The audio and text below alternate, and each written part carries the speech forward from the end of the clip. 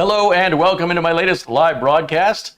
My name is CareyHolzman and this is Mitch, the man Morrison. That's exactly what I was going to say. Glad we agree. On this Freaky Friday with a weird build. It's definitely going to be a weird build today.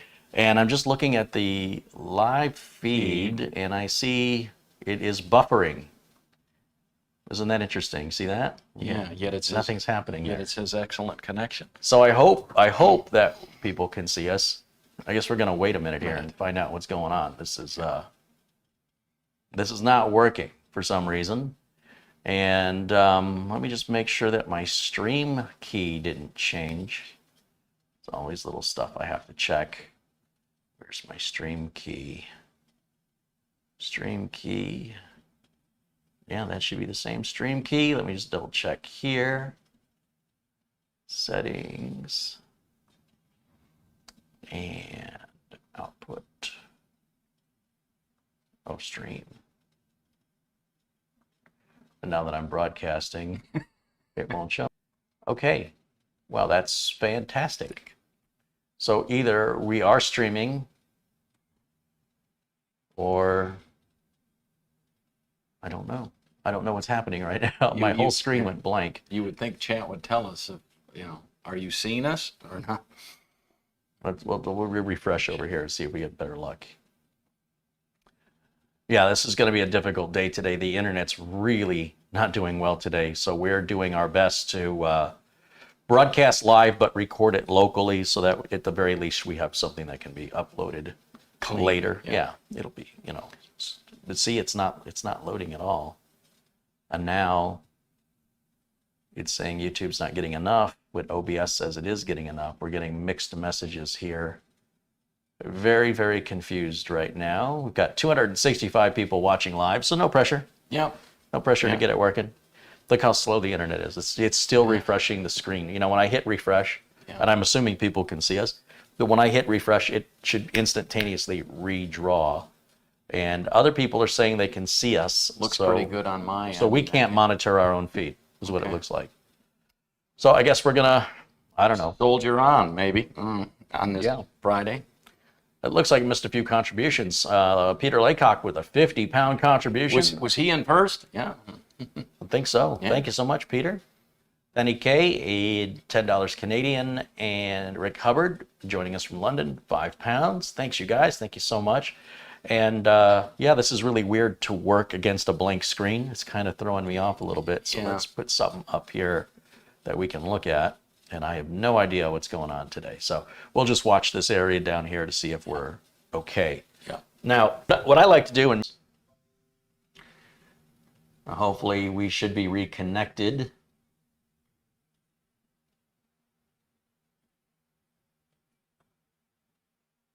And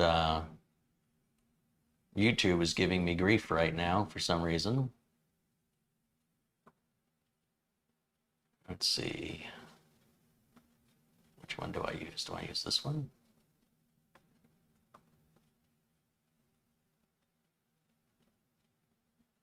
Ah, this is so slow, Mitch. I mean, I'm just trying to do some real basic stuff here, and it's very, very slow to respond.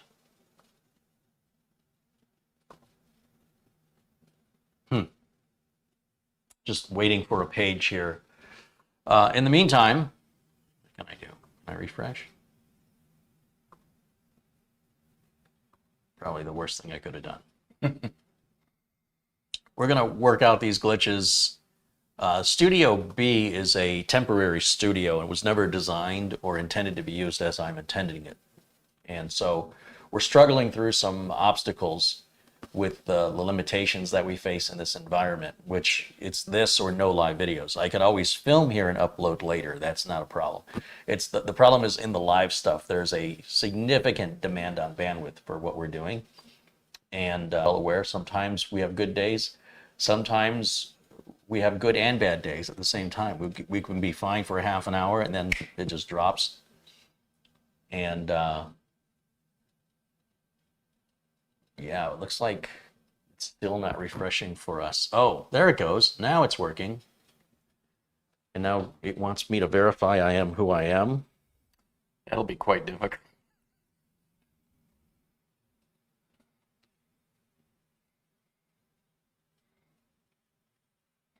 Okay, that should make it happy, I hope.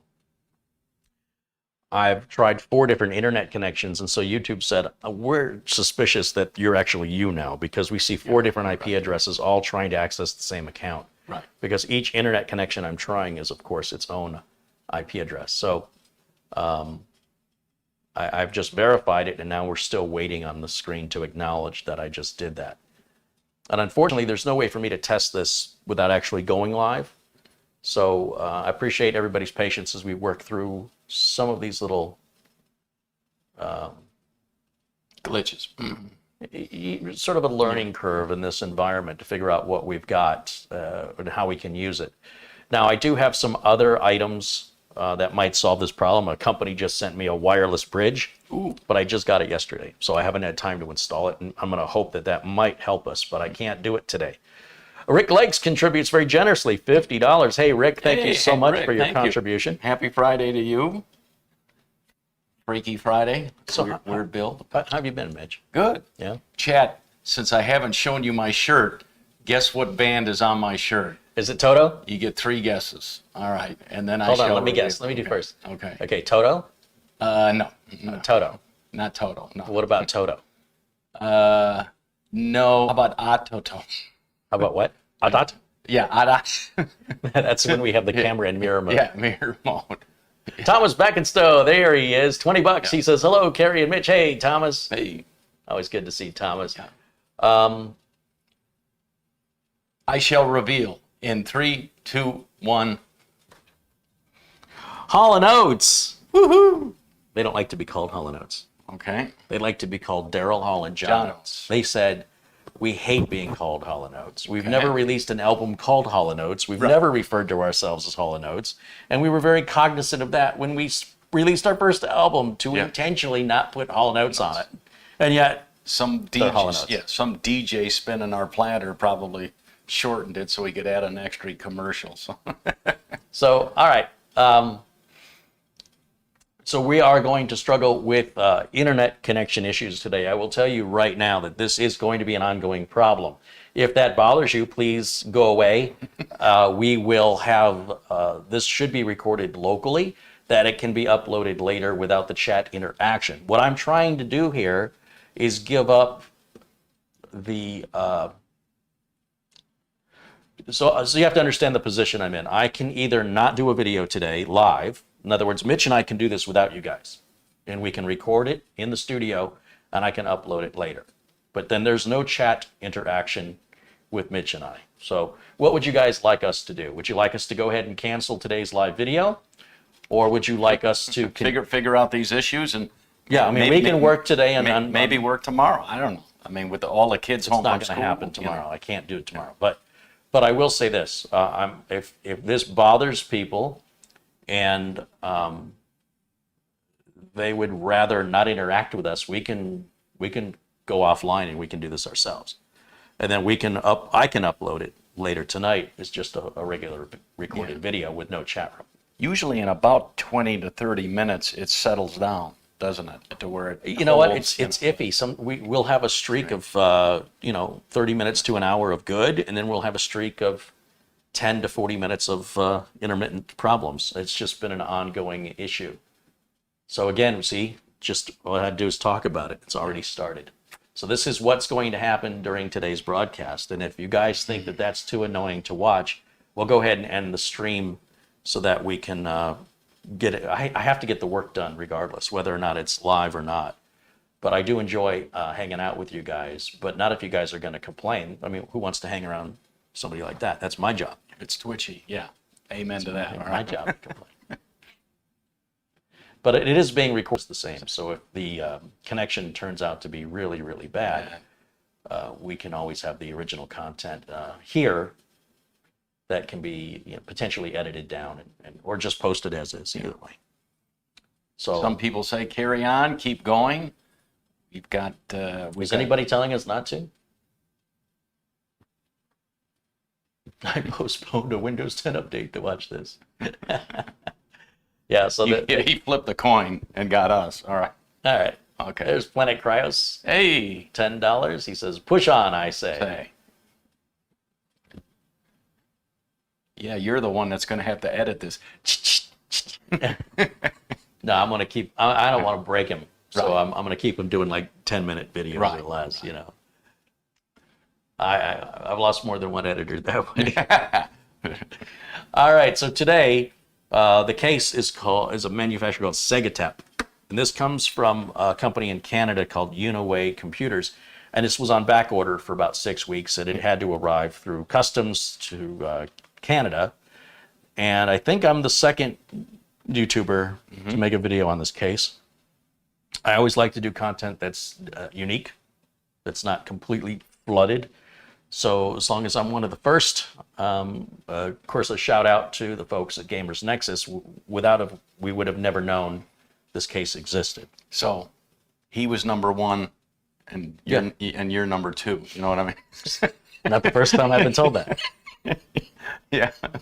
You know what? I never want to be first. I never want to be last. Okay. I just always want to be next. All right. So yeah, it's a pretty unique looking Pretty case. sweet. Yeah. Now this is supposed to hold a Micro-ATX or a Mini-ITX motherboard. We'll get you close-ups. We got another. And as a camera. little teaser for you guys, a couple of builds coming up. I've got a system back. Well, not a system. I got a case that costs more than that case, and it fits in the palm of my hand. This is called a Dan case. Dan. Yeah, like Dan. is it short for like Don is Donald? Dan. Dan. Yeah. Daniel. Yeah, like Daniel. What sort of motherboard fits in there? Mini-ITX. Mini. Okay. This looks a lot like the N-Case M1, but it's much thinner. And this is meant to be a portable gaming computer. This is a $230 or $40, $240 for this case. Oh. Yeah. Oh. Very light. USB Type C. Yeah, of course. Yeah. Yep. Little power button on the front right there. So if you look at Dan cases, you'll find this is a special order case. And I got for my nephew for his birthday, and now I'm going to it's in it because he's going off to college this year, and this will be a great little dorm computer. All metal. See how it's a little scratched up? Can't give the kid anything nice. Took it out of the box, scratched it up. Anyway, I'm going to look forward to building this, and we have one other case. Ryan in Nevada sent me it's called the, what's it called? The Mustex MK7 gaming. Thank you. And if you can Google that and look it up, that'll be coming up next week. And then after that, you're gone for a few weeks, right? Up to Eagle, Colorado. Eagle, Colorado. Get out of this heat.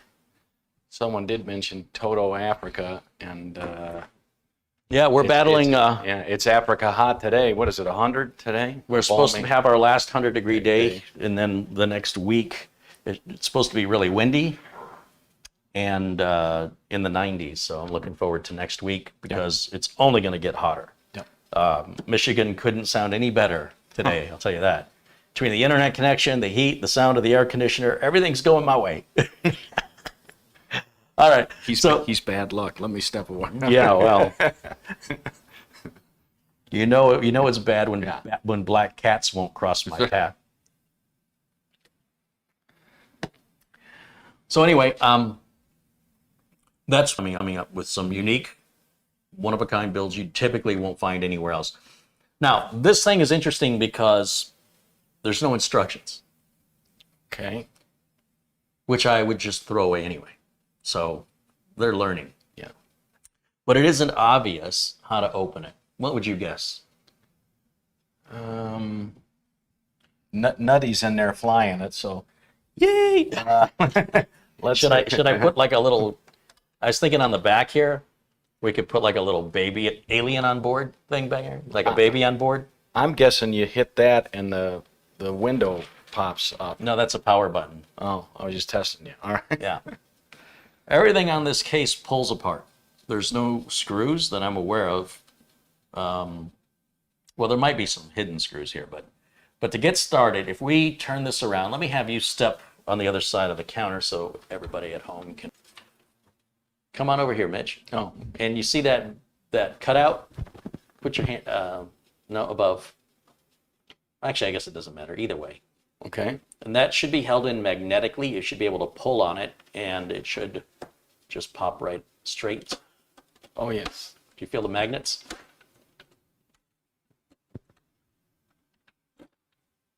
There it is. Show everybody. Turn it around the other way. You can see the 4 magnets there. There you go. There it is. There's no glass. This is all plastic. All plastic. We're going to set that far aside because it's going to be a long time before we're going to need that piece. That'll be one of the last things that'll go back on when we're done. So then we've got this front window, Yeah. right? And so I'll step over here and do this part. This is a little bit confusing, but essentially you don't have to take this piece off. There's a frame underneath of it, so this doesn't really open up anything for us, but I'll show you. Steady. It's a little nerve-wracking, but you see it didn't really give us any access. See what I'm saying? So this might as well just be left on for all I care. Okay. It doesn't really, we could leave it off too. So we'll set that over here as well. So you say, okay, well, how do you work on it? Well, spin it back around for me. And you'll see we've got 2 screws, one here and one here. And we'll set those. And then we have 2 screw balls, one here and one here. How dare you? Yeah, okay. I have a screw ball over here. Okay. Good, mix me one while you're at it, would you? You know what? I don't have it here. It's a high ball. No. I have sheepdog. Okay. It's a peanut butter whiskey, but there's one called screwball, which is peanut butter whiskey. Did you need a big red or no? No, thank you for asking. Squirrel moment. Okay. Oh, look, one of the magnets. Didn't Gamers Nexus have this exact same problem where one of the magnets stuck? Yeah, nothing a hot melt glue gun can't fix. But that's the little magnet right there that goes on that back piece. So we'll just, it's only a $220 after shipping case. It's not like they should, make it well. It's not well made. It's fragile. Yeah. All right, so you should be able to just, now just alligator clip, they call them alligator clips, those plastic clips should be holding this in place. And the question is, where do you grab it and pull it where you're not going to break it to separate the top from the bottom? Apparently, right about there. And as we can see, these are the little alligator clips we were talking about right here. And these will break over time. And, here in Arizona where we have no humidity, this will get dry and brittle and it will break regardless. But that's just the way they designed it. And it's not really meant to be opened and closed and opened and closed and opened and closed. So we can set this somewhere. Hey, I got a shelf. I can use this new shelf.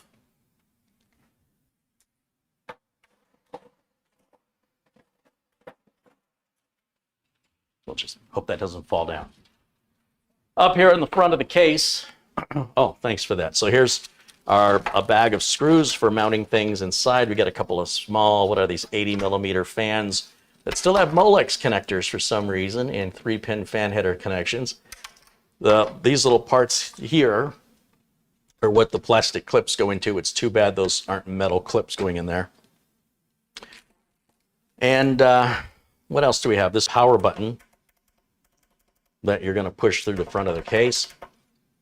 If you bring this back down, right here on the front, we have an LED that's going to shine down the Segotep logo. I think there's a way to change that film out to have my own logo put on there, but they don't help you with that. We have one USB 3. That really upsets me. They should have given us 2. They give us 2 USB 2s and input and output for your audio, headphone and microphone. And this last thing is a reset switch. No, that's not a reset switch because it's sticking in. So this last thing must be for turning this LED on and off. That would be my guess.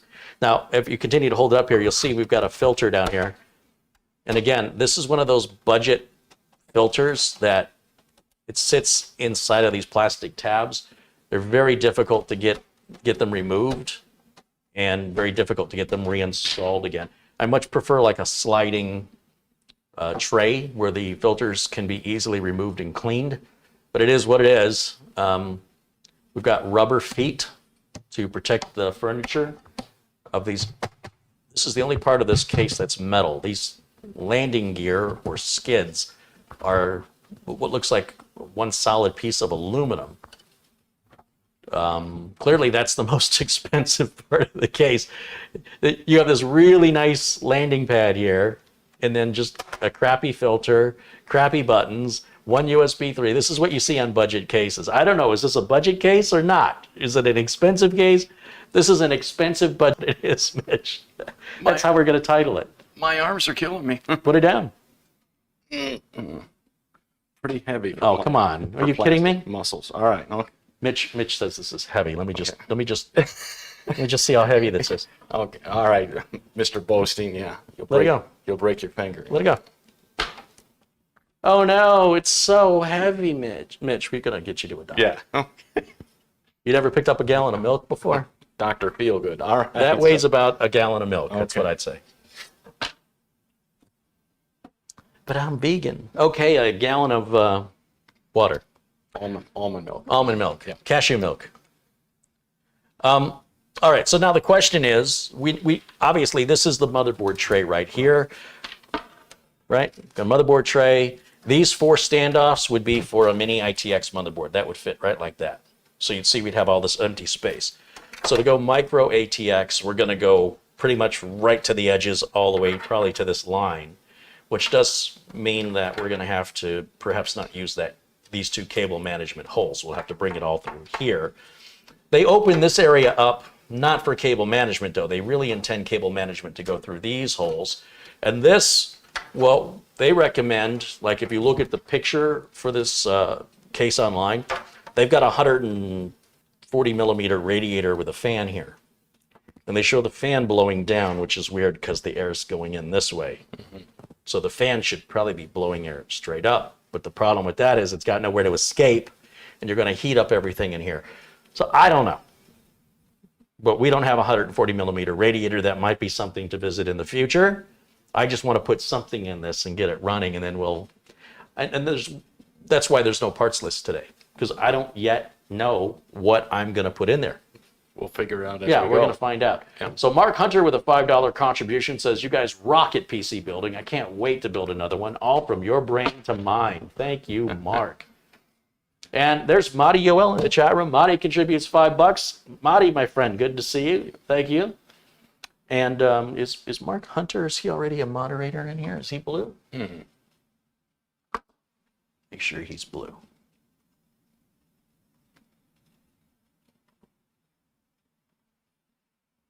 It's not working. Great, because my internet connection is so bad. Yeah, he's blue. Okay.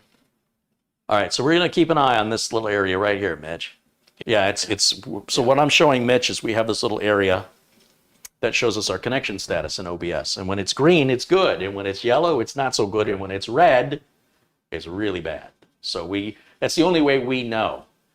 Because by the time that we see that, by the time we hear people in the chat room, that means it's already been about 90 seconds for the time, that we experience it to when you see it. So preferably, see, I just did it again. So preferably we'll see it before you do. Otherwise, there's content you could be missing. But that's why I'm also recording this locally. Throw Mitch in there. Can you fit in there, Mitch? It's taking you that long to think evil Michigan, because he's a lot shorter, yeah. Now, the way Gamers Nexus showed this, it looked like there was no IO shield ability, but in fact, I think they built, there's clearly a place for an IO shield in here. Because when I saw Gamers Nexus, I was like, uh-oh, I better make sure I get a motherboard with a built-in IO shield. But now that I'm looking at it, no, it's got a regular hole cut out for an IO shield, so I guess Gamers Nexus just didn't have an IO shield. But, I have, this is going to shock a lot of you, I have OCD. So do you see what I'm seeing right now that's really, really irritating my OCD? Look at these. Yeah, for the graphics. Okay, how come this one is different? How come this one has hexagon holes like the fans, but these three have straight rectangular cutouts? Now these are built into the case. These are the kind you break off, but this one is a screw down. So why didn't, for this price, why didn't they give me 4 of the same ones? You know, with the screws already in. Why? And can you fit a full-size power supply? This isn't one of those one of those little ones. How dare you? One of those little. How dare you? The smaller ones, whatever. You know what I'm talking about. The smaller. We're gonna find out. Are you suggesting that the vertically challenged power supplies would be required? No, that's a full-size ATX power supply. Yeah. You can see Mitch backing up that one quick. Yeah. It's fun to make him uncomfortable as much as I do. I'm turning beat red. I know, I love it. Okay, It's great. Okay. So do me a favor, Mitch. Yeah. Grab a screwdriver. Grab the red screwdriver. Come around here, if you would, please. And I'll tell you what, let's do something a little different here. I'm going to grab the handheld camera, but we're not going to use the Wi-Fi on it. Right. And we're already in the red. Yeah, but that's okay. We're still recording. Get full size. So what we're looking at, so just so people, you're hearing the OBS connecting and disconnecting. And what we're looking at, if I bring the camera around here, right down here, OBS is giving us our connection. And when the connection starts to go bad, that little green line will become red, Yellow. for us. And we'll see that the kilobits per second there will drop to 0. And when it goes to 0, obviously, everything stops. When it goes to yellow, what that means is we're losing frames, but the audio is still going. So we're doing the best we can with what we have, but this is what we're looking at when it comes to OBS. And then I am recording it locally as well as streaming it so that we have something to fall back on. I like how it says there's 0.0% of drop frames. That's a lie. All right, so anyway, back over to the build here. What are we going to use for power supply today, Mr. Mitch? What do we got? You want to use a modular or full modular? Full modular, he says. Oh, we're going to use one of the NZXT. I'll hold it so it doesn't come off. Okay. Yeah, the C750. These are about $135 on Amazon, or at least they were when I bought them. And what is that? That's an 80 plus gold with, what's the warranty on those? Like 10 years, I think it's a 10-year warranty, if I'm not mistaken. That's fully modular. And Here's our bag. yeah. Oh, that's going to go good with your shoes. Yeah. Instructions. What else you got? Whatever that Oh, was. and like you said, it comes in its nice little bag.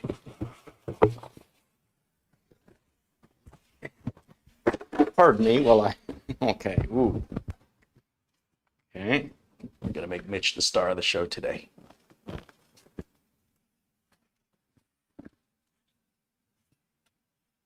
Yeah, so there's our power supply. Looking good. See the other sides. Yeah, there is, this looks pretty dramatic on the side here. It looks like it's significantly dipped in right here, but it is dipped in, but just barely. It looks like it's really deep, but it's very shallow. Yeah. When you turn this way, you can't even really see it. Right. So, all right. And then, yeah, we know what this side looks like.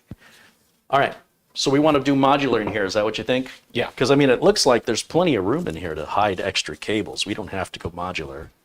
Down there in the galley. Yeah. Is that what you want to call it, the galley? Is this so that plate's going to go here? That's right, yeah. Yeah, so what you're going to do is you're going to take this piece that you just removed, right? Because that piece was right here. Mm-hmm. Go ahead and set the power supply on its back. There you go. Lay that on top. And then the screws that came with the power supply. Does that look like a hole? It does. This one, this one does here. Yeah. Right. Hold on a minute. You realize, hold on. Do I have it upside down? No, so these little pieces that come up were on the outside of the case. And I just want to make sure that you're not blocking these holes here, because these holes are going to secure this frame back inside of the case. Yeah. So you're doing everything perfectly right now. I'm just going to poke you in the eye with the antennas on this. Good thing I got my glasses. All right. Your glasses.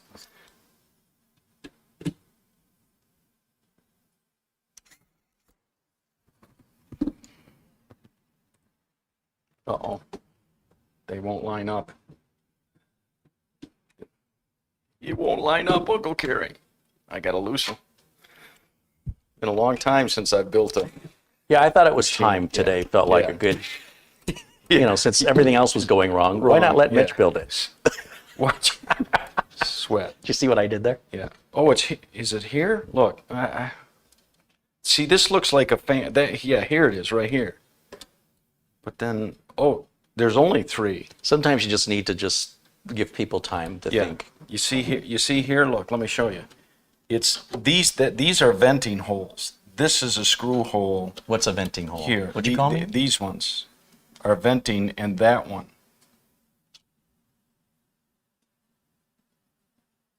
That's macro there. So look, see this little cutout? It lines up beautifully. Yes, it does. And here, but then this one is those again. That's a venting. So it's odd that you have 3. But then what's this cut out for? Oh, didn't see that. All right. Where are my short glasses? Okay. Wait, Yeah. what are we going back to the whole height thing? What's going on over here? I think Mitch is being passive aggressive towards short people. No names mentioned. I will punch you in the knee. Only initials, CH. All right. Come on, that was funny. Yeah. I said I'd punch you in the knee because I'm short, see, and you're tall. And Yeah. that's where I would hit you if I punched you. And then, okay, one more time. Is this on? Hello? Is this microphone on?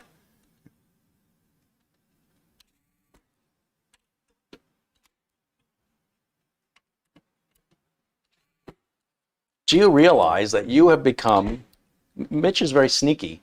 He has somehow wormed his way into becoming the second apprentice I have ever taken on. Do you realize that? You did that with purpose, didn't you? Yeah. I've only got one apprentice and he left the state, but he's coming back.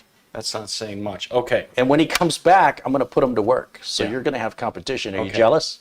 Yes. So should I shove it in or no? I mean, should I place it? Could you be more, phrasing? Could you? May I put this in? No, you're not. Please. I'm not done yet. Come around. Yeah. Let you stop. Can I put this in?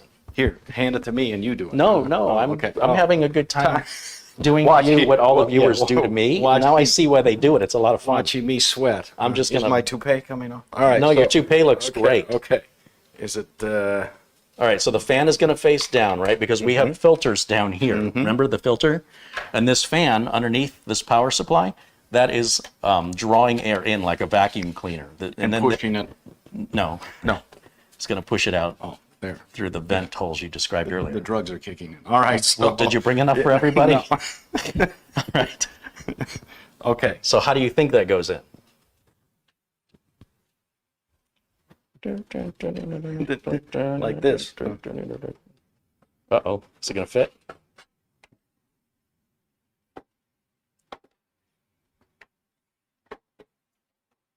Did I put the plate on backwards?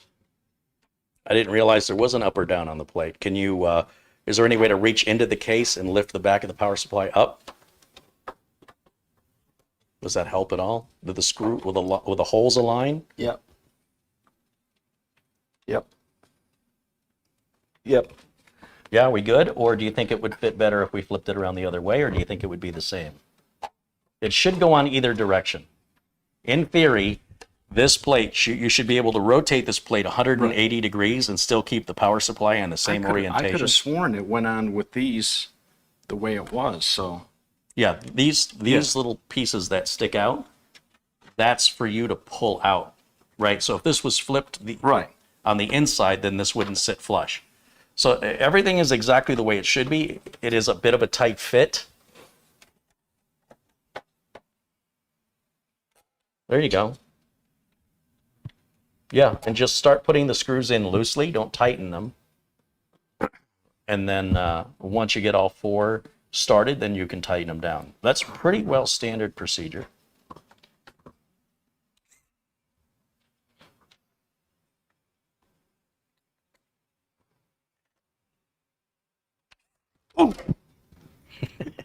You know I'm going to The get torque setting is only on 3. Yeah, so. you know I'm going to get you for this. All right. Yeah, but that's all right. Okay. When he gets me back for this, it'll be off camera. Yeah. So,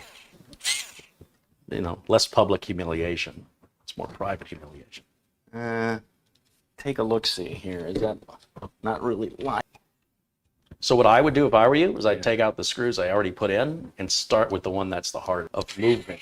Because those screws are kind of preventing you from moving that around. So this one, yeah. You might have put your hand in the case and grab the power supply and lift it and pull it and wiggle it and see if you can't get that to line up. That looks pretty good. Does that make a difference? Yeah, I think so.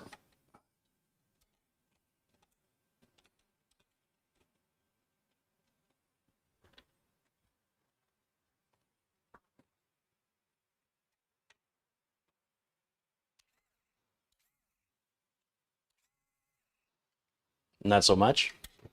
Not so much. You sure you Hold this. I'm running out of patience. okay. This is why I'm not a doctor. Right. There you go. So this goes to, the reason I wanted to show it isn't to embarrass you. It's to show other people who have difficulties building computers. They go, well, I must be really bad because Carey made it look so easy. The thing is I have built 30,000 computers, or I've had my hands on over 30,000 computers. So for me, it's not a big deal when I see challenges like this. There are, even though I've never worked on this case before, you see how I'm pushing in? Oh. You see what's happening is the top of that bracket was hitting this plastic, and I could feel that it wasn't, like right here, there's a bigger gap here than down here. So if I push this, it will move. Listen. Now that feels Even Steven. yeah, and it's just, for me, it's like common sense because I do this a lot. I work with a lot of different cases, and though I've never ever worked with this case before, I'm just kind of using logic and critical thinking to establish what it would take for those holes to line up properly. Now, what I would do, Mitch, when I'm putting screws in, is I would do opposite corners just because I want to make sure I don't have any alignment issues. I saw you go like one above or two at the bottom. I would recommend against that. Just in general, anytime you're working on anything that has more than 2 screws, that you would just make it a habit to do opposite corners just so you have less likelihood of any alignment issues. So now that we've got those started, I'm going to move the screwdriver to the lock mode. And what that does is it locks the spindle so that I can use this like a traditional mechanical driver. Now, one of the things we should have done that we didn't do is plug the cables onto the back of the power supply. But we'll get to that a little later. It just now occurred to me that for us to reach inside of here and plug those cables on that we're going to need, it's doable, but with a motherboard in place, like we know for a fact that we're going to need motherboard power and CPU power, right? So we could have added those because no matter what system we're building, we have to have those 2 cables. Now, with regards to any other additional power cables, like for the fans or LEDs, then that may be another power cable, which I don't know yet. So, Live and learn. how's that camera feeling? Good. Not heavy yet? Yeah. Is this the baggie your drugs came in? Yeah. Or?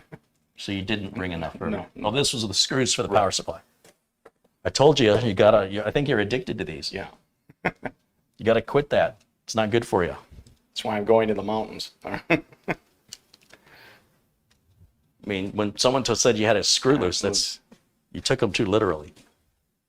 All right, we'll go back to camera 1 and give Mitch a little break just because I'm feeling generous today.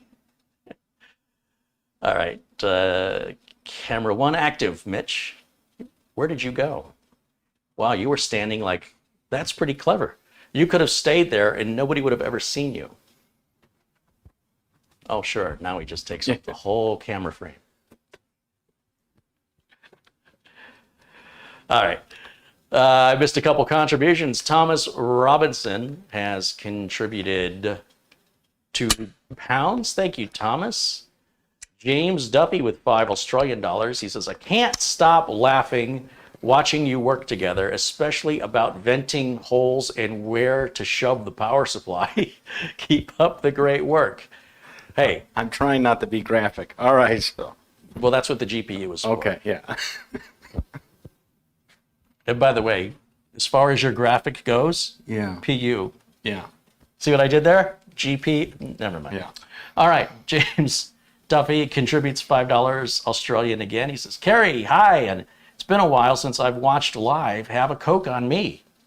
All right, thanks, James. What's that one say? The one above it. Mm-hmm. Stephen Burt. This case reminds me of Robo Foil from the Ball Blazer game that came out in 19... Oh, I used to play 84. Ball Blazer on my Atari 400. Look Lucasfilm. Look at those nice close-ups. That's the delay, right?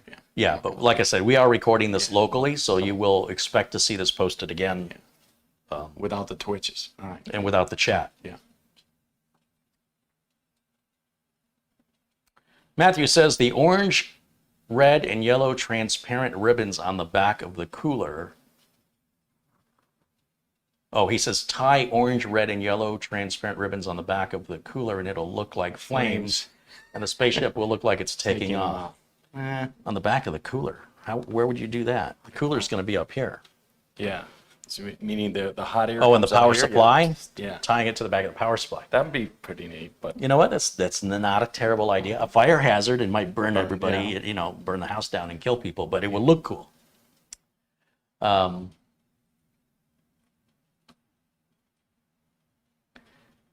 Use a gigabyte power supply for those authentic flames out the back. That's from Craig That's Lilly. good, yeah. I don't think Gigabyte's gonna like that one. No. And yeah, I think that catches us up on the contributions. Thanks, you guys, for supporting the channel. Your contributions go towards, well, at this point, they're going to go towards getting a better internet connection. Yeah. But they enable me to do videos more often, and getting paid now. He's stepped up. He's no longer. $1 an hour. You want to go back to zero? No. He makes more than $1 an hour. It's at least $1.50. All right.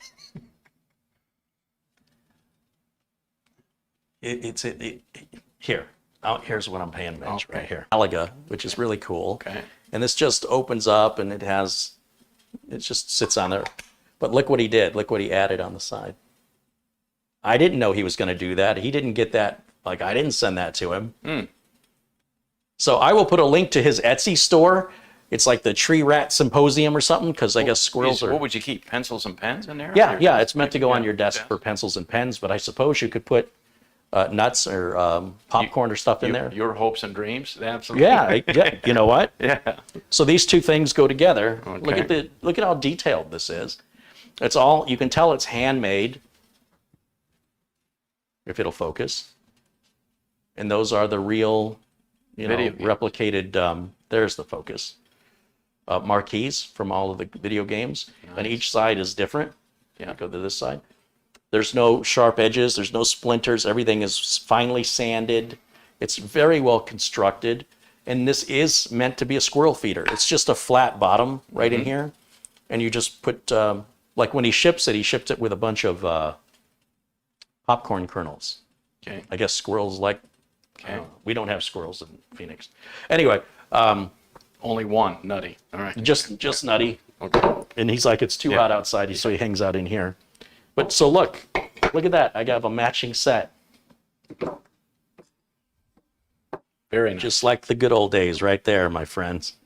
So again, I will put a link to the artist at Etsy. These are about $30, but they're handcrafted. Yeah. And no regrets. You ever see that tattoo where they misspelled the word no regrets? For Snickers. Yeah. All right. So anyway, I just want to give that guy a shout out because he just went over and above anything I expected. I'm so tickled And I just love all the detail, like of the controls and stuff down here. And then they just added my logo, which, you know, is going to, flattery will get you everywhere, is all I'm trying to say. Anyway, so we're going to put Nutty back in the arcade so he doesn't distract us too much during today's broadcast. Here, we'll put him over here. See you guys later. Bye. Here. I thought Nutty talked like this. All right, we'll just put him down there. Okay, all right. So when I'm doing all that nonsense, we have a good connection. See, that's where the connection should have died. Right. When I was putting Nutty away. Yeah. But that was crystal clear. Yeah. Okay, so here's the thing. Motherboards. Mitch, audience, I need your help. You stay there, Mitch. Yeah.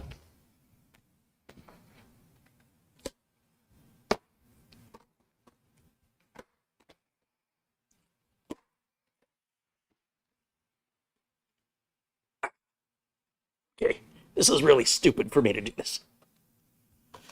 I'm doing it because Then do it, because it's you. it's going to have a good visual effect.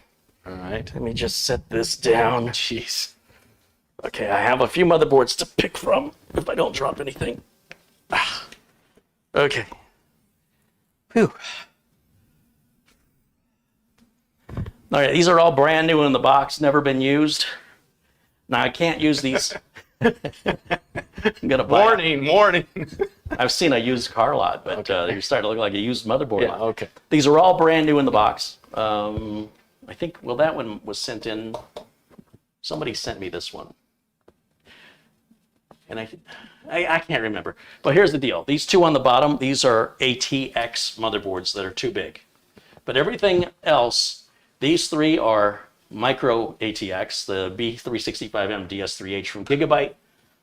I bought two of these MSI Mag B365M mortars because they were $69.99 on Amazon. And I thought if we paired that with an i5, that'd make a good budget build, you know?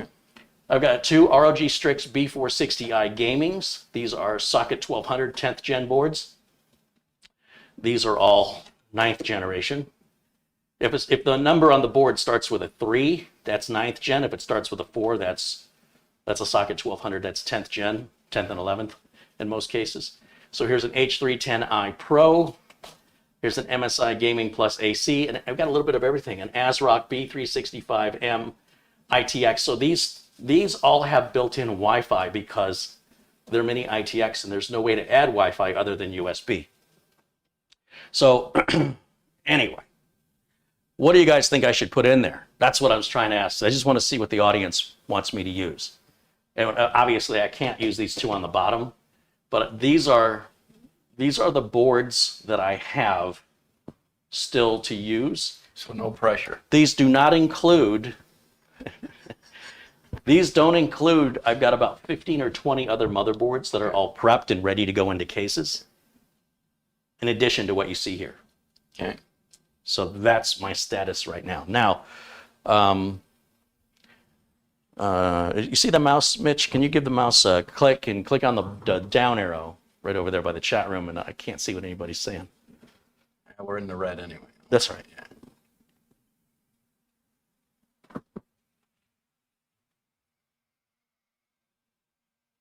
And you say this size, this one will fit in there. Yeah, everything except the bottom Bottom. two will fit in there. So let's scroll up a little bit here, if you would, please, so I can see what people in the chat are saying. How do I do that right? Just roll the wheel on the mouse. Oh, you just hit the X to close that. There you go. I'll hit the wheel. Okay.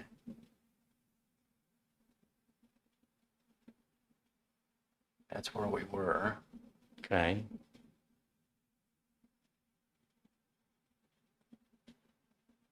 I don't see anybody talking about the boards yet, so I don't know what they're seeing.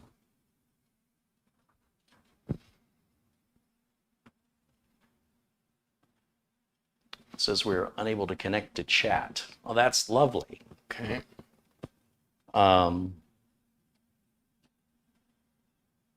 Hit refresh for me on the browser. How do I do that? All the way to the top left, you see that circle, that like recycling looking circle in the top left? Yeah, you go ahead and give that one click. And then we wait for it to reconnect us again.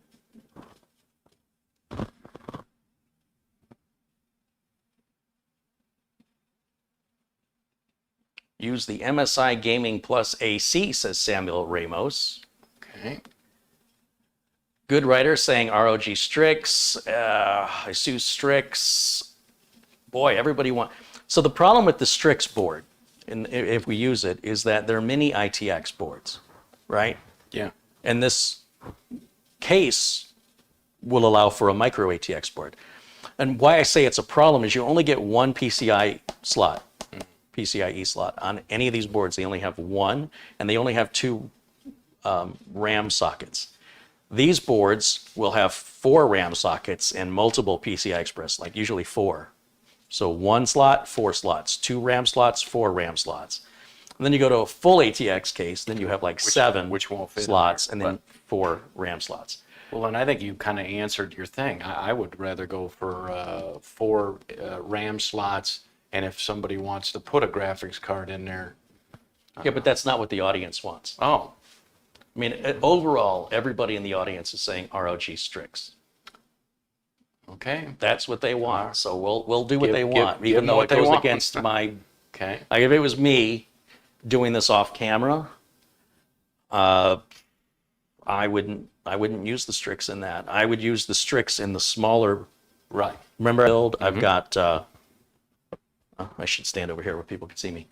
I've got the Dan case. I've got the. Look, it looks like a Windows update came in. Even though I just checked for updates, Right. Yeah. so I'm not quite sure what that's all about. But I can't restart right now in the middle of a broadcast, so that will wait. In the meantime, let's go ahead and take the ROG Strix on it, but I didn't take anything out. So we'll set that down.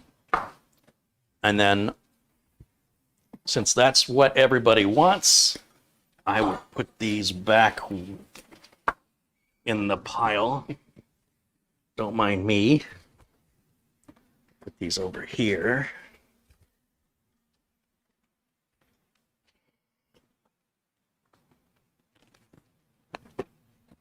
And I'll grab these other 2. Okay, now let me see what I have for a CPU. Let me see what I have back here.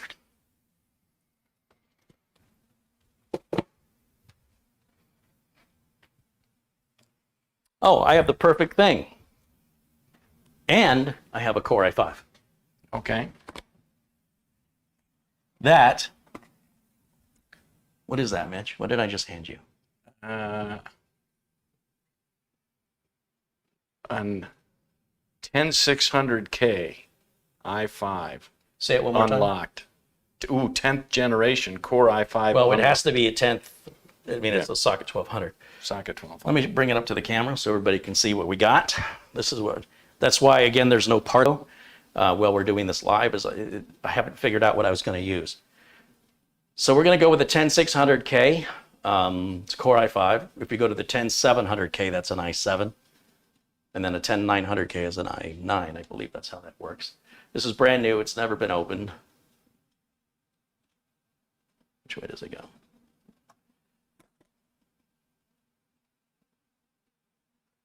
So we use that with this. And then what do we want to do for RAM? You can't really see through that dark canopy. Okay, so any sort of. So does it make sense to use that crystal RGB on there, you think? No. You think you might be able to see it? I don't know. No. Because No? again, you'll be light shining down on the table. Well, that's true. This does have that light. The focus will be sort of Yeah, on so there. your eye goes right there. So if you've got just some two 8 gig sticks or 16. You think 16 or 32? Let's do it budget. Let's do it budget. Yeah, This is an 16. expensive budget case. So we'll do 16. 16.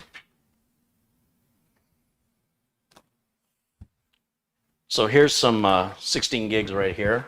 Okay. T-Force Vulcan Z. I can't do the. No, I can't do that either. But that's why I like Star Wars. Yeah. All right, and then we need solid state drive. What can we use?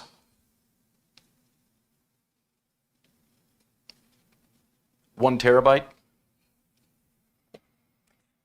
Yeah, you know what? I held drive on a previous build and then I switched it out for something else. Okay. So this has maybe 2 or 3 hours of use on it, but it's otherwise brand new. Okay. So we'll use that. 1 gig? One 1 terabyte? 1 terabyte. Oh, yeah. It's an Intel 660p, Okay. and those run about $100. So this will be a budget build, Okay. Yeah. and we'll use the onboard video. Okay. But we have a big enough power supply. The reason we went with the 750 was so that if the person that gets the computer wants to add a graphics card, all I have to do is plug it in and run the power supply cable. So should we set that aside to build on the motherboard? Yeah, we're going to need to prep the board. Board. I'm just kind of stalling, Yeah. waiting for that to go green, and we're back in green again. Yes, people in the chat watching this live who have missed the beginning of the show, we're having very, very difficult internet issues today. And we asked the audience early on if they wanted us to either end today's live stream, and then Mitch and I will build this offline and upload the video later. The votes came in. Everybody said, look, we'll put up with the bad internet connection because We're a couple of great. it's something to do anyway. I mean, we can't control this. This internet connection is very intermittent here, and we're lucky to even have this space, let alone have an internet connection. So it's, damned if you do and damned if you don't in this particular circumstance. But we are recording this so if the live stream is just a mess, at least enjoy the chat and the audio. Okay. And know that we will upload the recorded bridge when we get to it. Yeah. And so the noise you're hearing, the microphone's picking up the bling, Yeah. that's OBS connecting and reconnecting, because as you can see, 1 minute we have a great internet connection, the next minute it's junk, and then the next minute it's good again. And a company did send me a wireless bridge, as I mentioned. I just got it yesterday, and I'm hoping that will solve the problem, but I don't have time to install and configure it. And anyway, it's complicated. But let me move this out of the way, and I'll let you get to work. Do you want something to drink? I'm good. Yeah. Blue Moon, alcohol? I've had 7 Red Bulls, so I'm. You've had 7 Red Bulls? So I'm. Well, that explains your wings. Okay. Yeah. He's just a little guy here.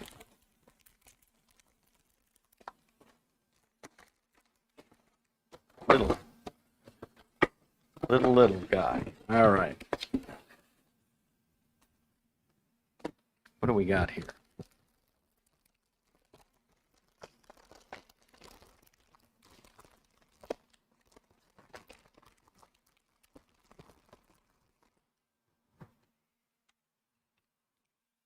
Ah, very tiny. What is it with you just pointing out everything small today? Midget, tiny, little. What's going on? All right. You friends with Randy Newman all of a sudden? I don't understand what's Short people? All right. happening So right we now. got that. Wait, is there anything else in that box we need?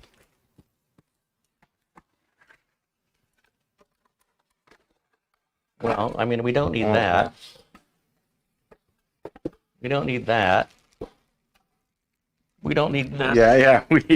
We have our Wi-Fi and our.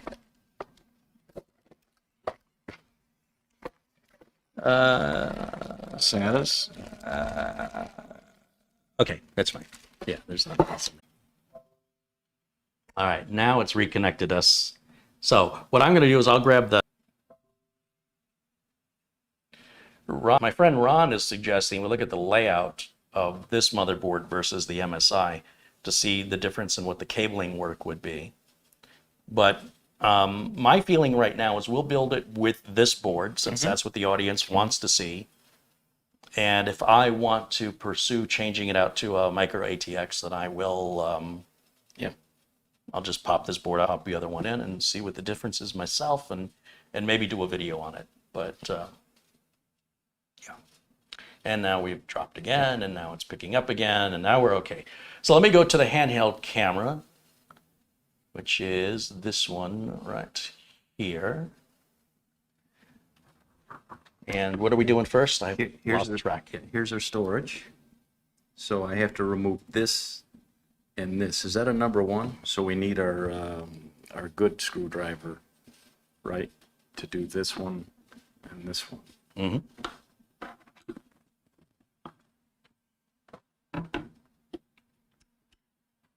And this will be magnetic. So Do you like my overhead camera shot?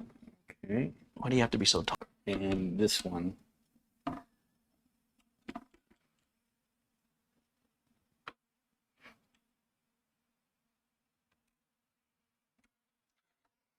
And as you can see, there is thermal pad Yep, that's covered up with tape right now. right now. And we'll put in our, ooh, take this out.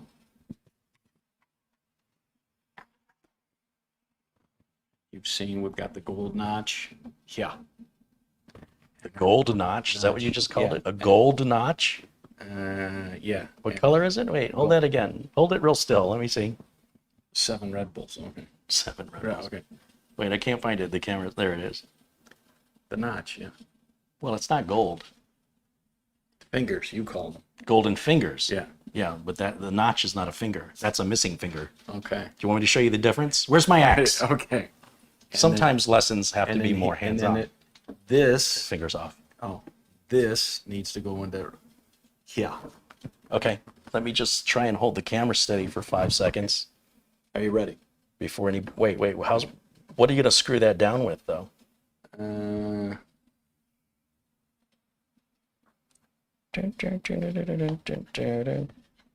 So the screws will be in one of the bags in the motherboard box. Well, you can go ahead and put that drive in place. For the diving board effect. Okay. Angle. Line up our magic fingers till they disappear and dunk. Okay, and then it springs up and down. Our little diving And board. where's that gonna screw down at? Right, yeah. And like Carey said, in the motherboard box here, there should be a bag with one lone. Ah, here it is. It even comes with its own stand, too. Well, what's the point of this other standoff down here? What's that there for? I don't know. Will it affect the board, or should we take it out? I don't Well, that's what I'm wondering, if we need to take that out. I don't know why it's in there. Go ahead and remove that for me for a second. Let's see what that says. First of all, look underneath. Turn this around. Do we have anything to ground out against? No, there's no metal under there. What's going on with this standoff, though? It just says heat S. That's for a 2260. Okay. And where does this cover go when we put the cover back on? Let's just take a look, just visualize this. It's going to go to that hole there, that hole. So these two holes on this part, Okay. nothing holds it over there. So it looks like that is completely to remove that right there.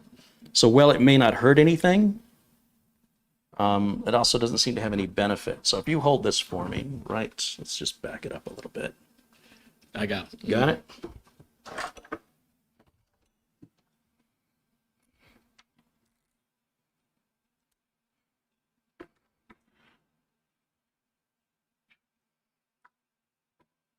Okay.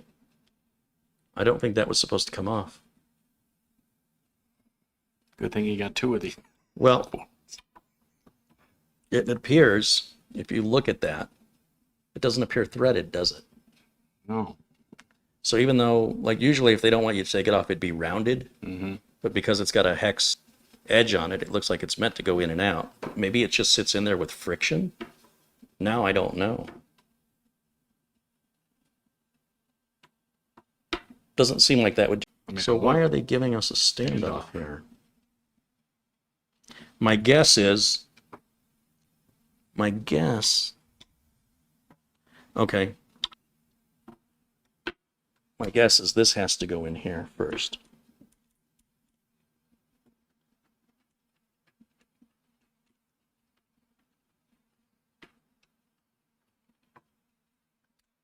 Yeah.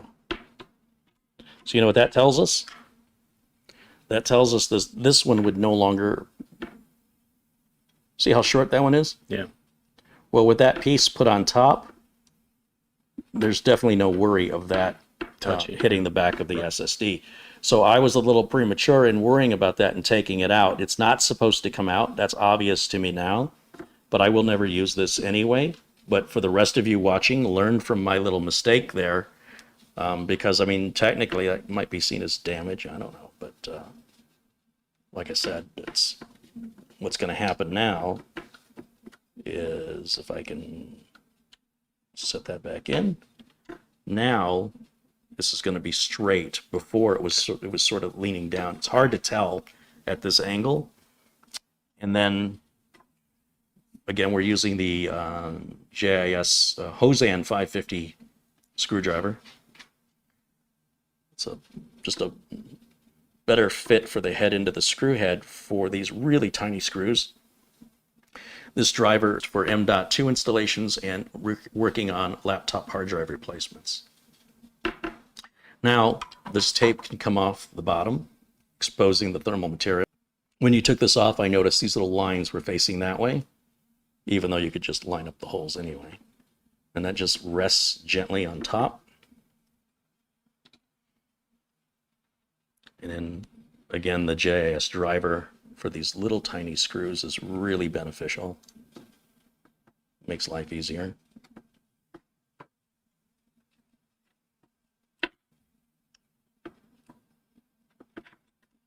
Sticky tape is making it stick to everything. Go figure. I'm going to put on my glasses, Mitch, so I can see. Okay.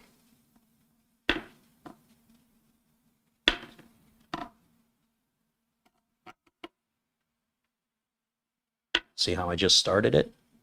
Drive is in there now. This is quite squishy because we're going to be pressing down on that tape.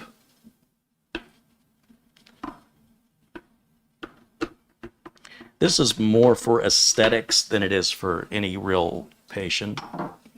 But there's our M.2 drive installed. How about that? CPU next. And of course, What'd you call me? You know you want me to do that. Yeah, after 7 Red Bulls, Yeah, I think okay. that, Mr. All right. Steady Hands should Okay. work with that delicate Velcro.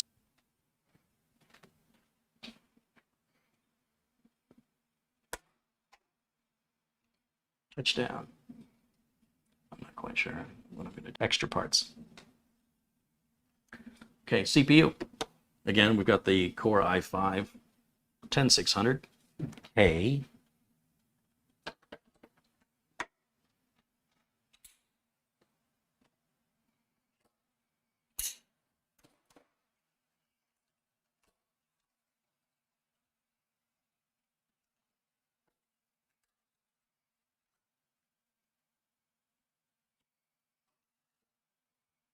Go faster sticker right there. This could go in the motherboard box when we're ready. There's another piece for the M.2 drive we don't need. That can go over there. Sorry, I had to clean up the desk a little bit. It's getting a little messy.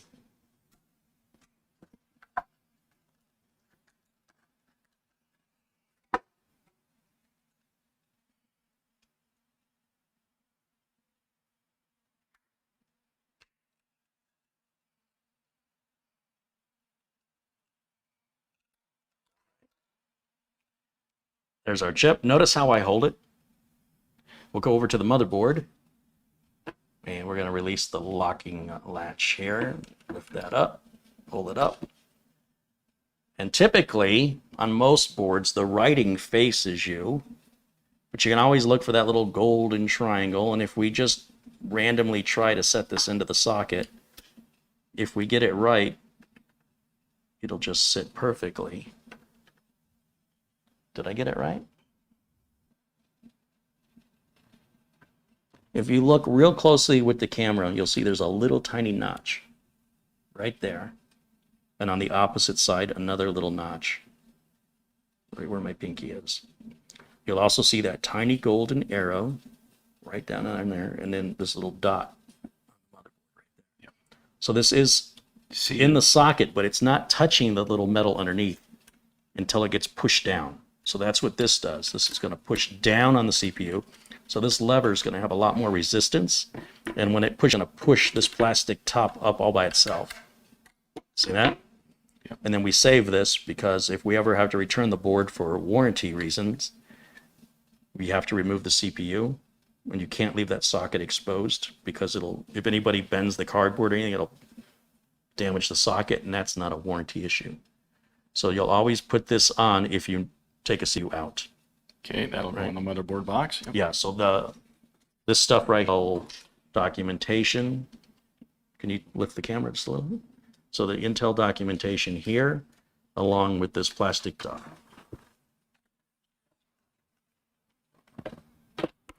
Oh, look at that. Look at that customer service I got.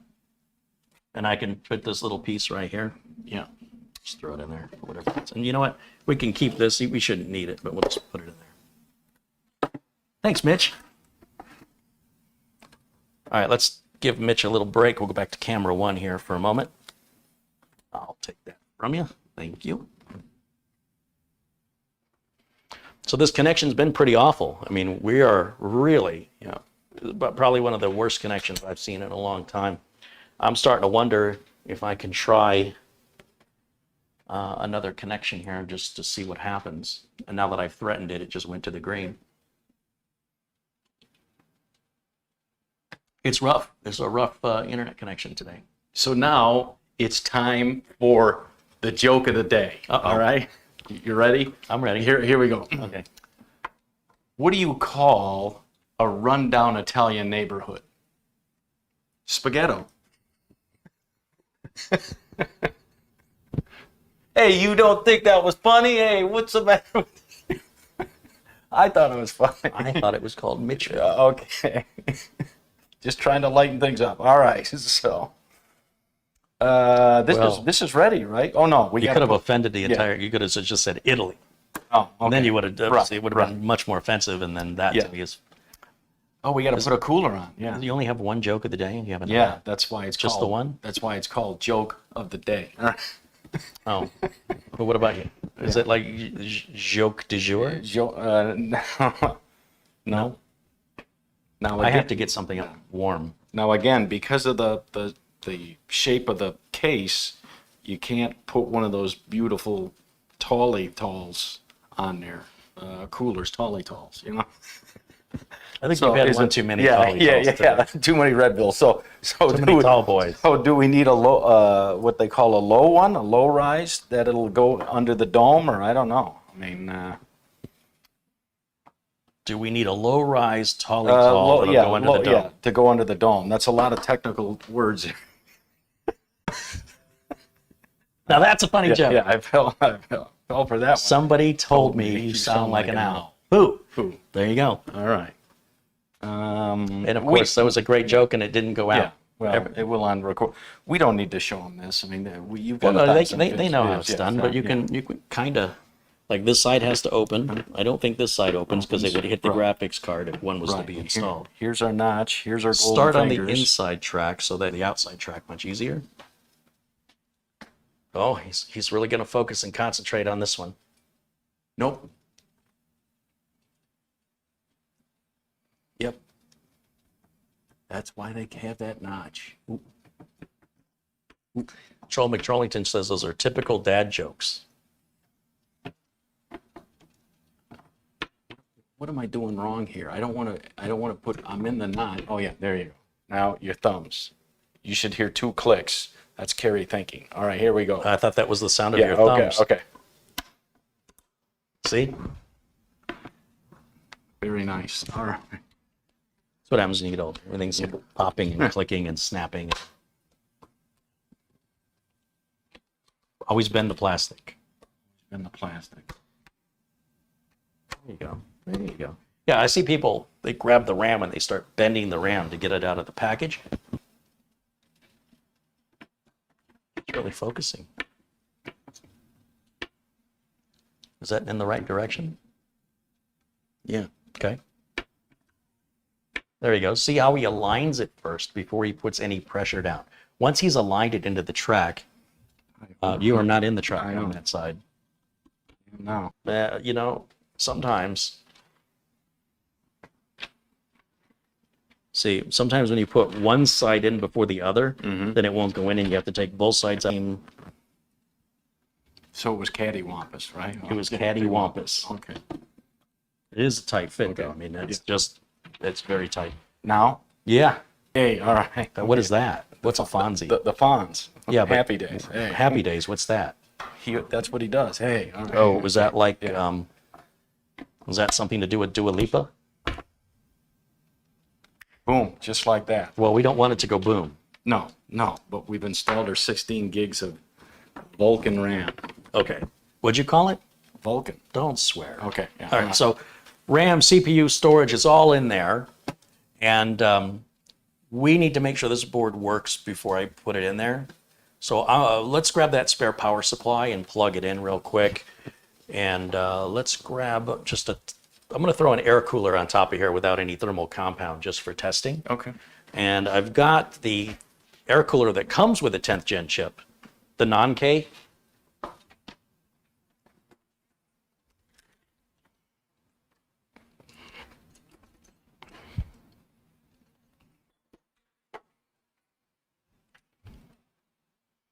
So I will just plug this on, I don't know.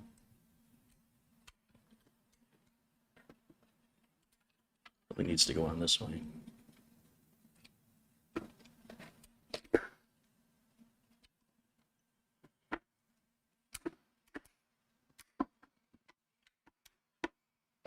So that, I mean, we're really, let me bring this up to them.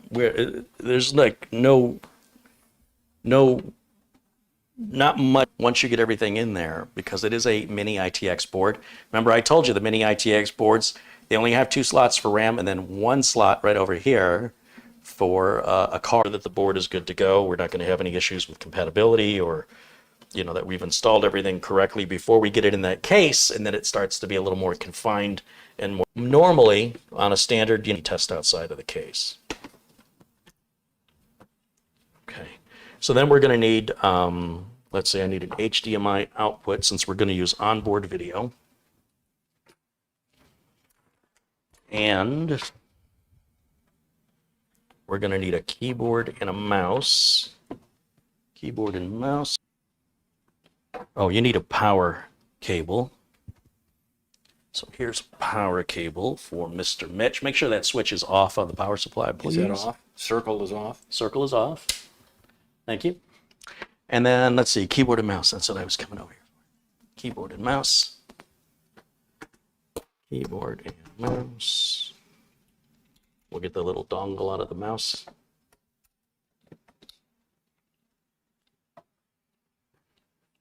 Put that there. Just plug the dongle in anywhere back here is fine. And then we need a switch to turn it on and turn it off. Coming up. Now, I don't know if that little thing is going to work on a mini ITX board. Yeah, it's not going to work because do we have just a separate power switch in there? Did I bring it over? You see how big this connector is? Yeah, that's exactly what I need right here. I've got some power switches right here. Stephen Schumacher contributes $5. He says, as promised. Well, thank you, Stephen. I appreciate it. So we'll just keep that one in there as an extra. You can buy these on Amazon. It's just a momentary switch. And you can use those for power switches and reset switches. They're pretty universal in the industry. And then one of these connectors, it's usually on this Asus board. I think it's over here by this big power connector. Should be the power switch.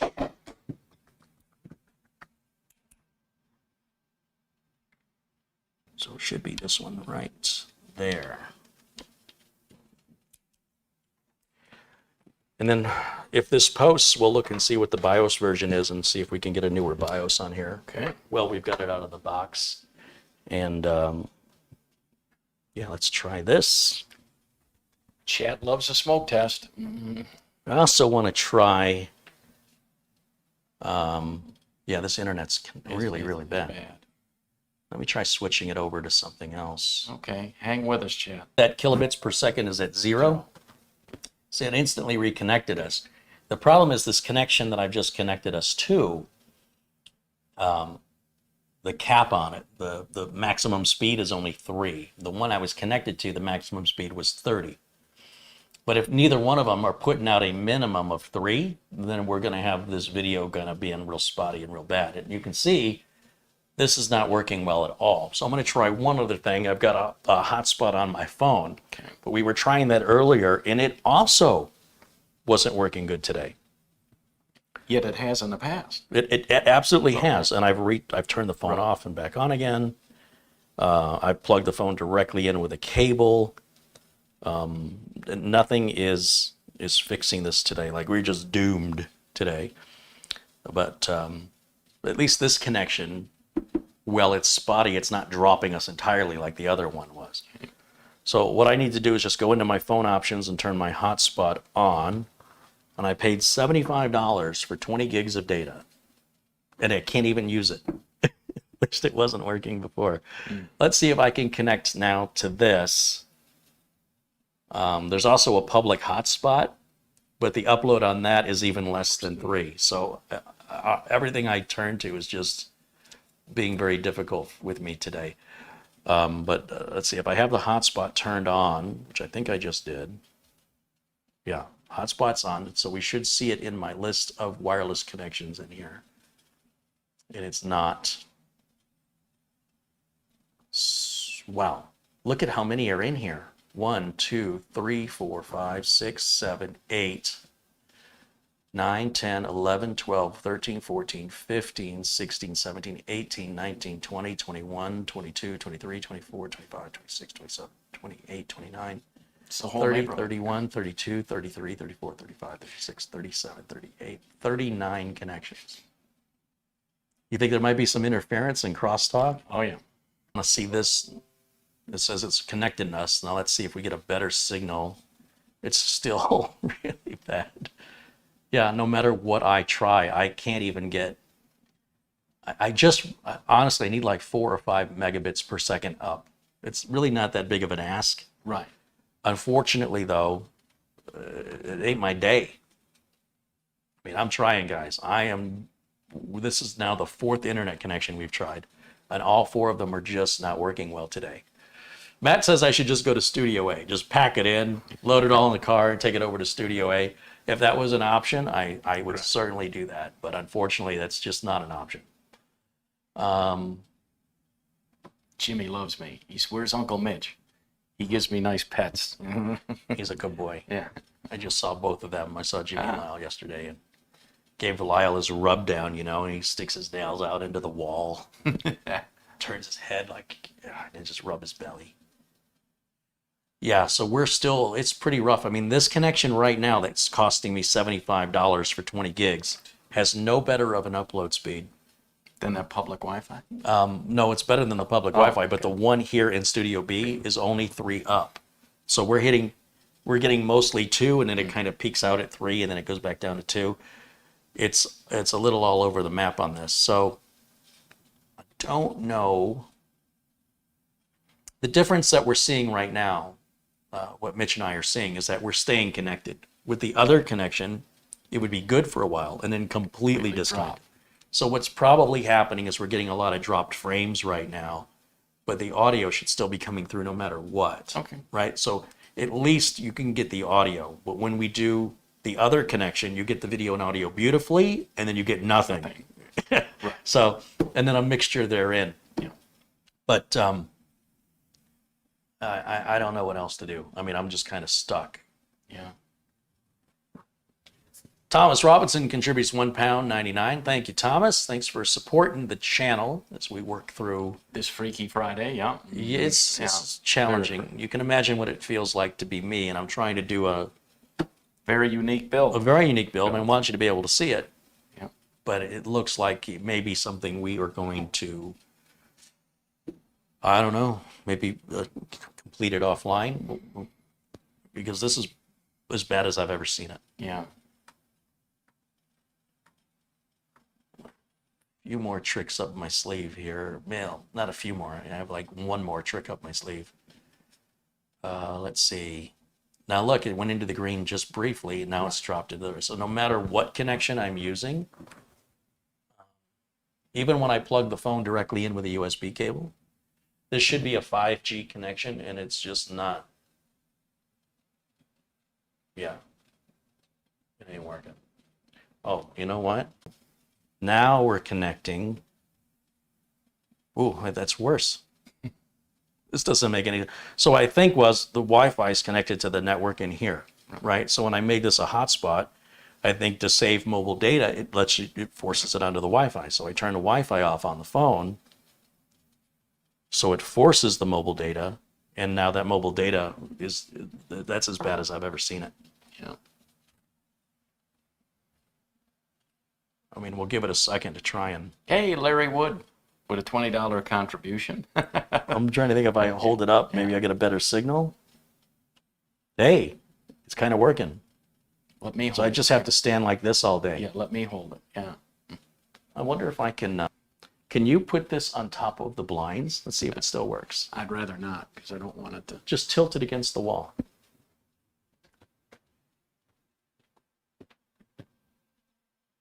This way or this way? Just like that, yeah. And then just face it forward. And leave it right there. Now it just dropped the connection. Wait, just leave it. It's coming back. It's working. It's working. All right, let's just not forget it's there before it falls and hits the tile and breaks my phone. Totally worth it. Larry Wood with a $20 contribution. Thank you, Larry. Sorry, guys. I'm sorry for that. We've got the phone up on top of the header of the blinds towards the ceiling, and we got a good connection. Look at that. It works. I'm sweating though with that. Well, that's not going to move. No, I mean, I wish you had a step stool so I'd like you to check So it. I can kick you in the no, butt? No, so if it falls off, it's your problem, it's not mine. But, you know. Why would it fall? I don't know. That doesn't move. Right. It's steady. I mean, Yeah. unless somebody opens the blinds or goes out that door. Okay. Don't let me forget it's there, though. No. Smoke test is what we were doing. Yeah, thank you. So you'll have to switch over to this. So we have the switch. Okay. Okay. We got video. We have the keyboard and mouse over there. Yep. Go ahead and hit the switch on the power supply. And then what I'm going to do, I'm going to come over here to, let's see, put us right back up in here. How about that? Okay. And now you can hit that power button and let's see what smoke comes out. Here we go, Chad. All right. Fan is spinning. Did I not hit it? No. Oh, there we go. It's, Yes, thank you. it turned itself off because it's got to train the CPU and the memory. Okay. Basically, get to know them, figure out how to adapt. So that's what the BIOS does on a first power on. Stealth mode working perfect now. Thanks, Mitch, for being tall. All right. You're my antenna man. Yeah. Okay. There's Superman and there's Batman. So but you- they can't help you with Wi-Fi problems. right. You need antenna man. Right. Toto man. So do you think this will need a BIOS? What do you think? How old is Yeah, that I board? bet. Well, I've had it for a few months. I would be surprised if it Surprised? didn't. Now we've been waiting for some time for something to happen. Don't panic. It takes a while to think. I didn't turn the camera output on. That was my bad. I Oh, didn't okay. click it on OBS to bring it up. So, what BIOS version does this say we've got? This says it recognizes the i5 10600K BioRevision 0211. 0211. Okay. Now I'm going to hit F1 here on the keyboard. Okay. F1. And then we should see that go into the BIOS, and yeah, and then we can see BIOS version 0211. And now what I need to do is go onto the streaming computer here, Okay. and we'll type into Google, we'll type in ASUS ROG Strix STRIX B460-I gaming. And then the first link that Google shows us should be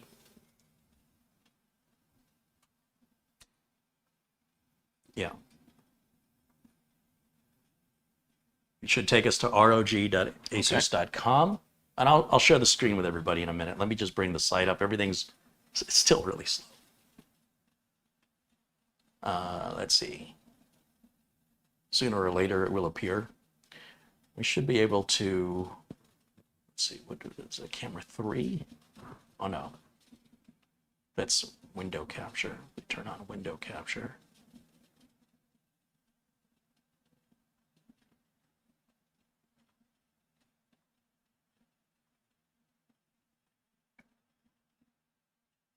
Is that not working?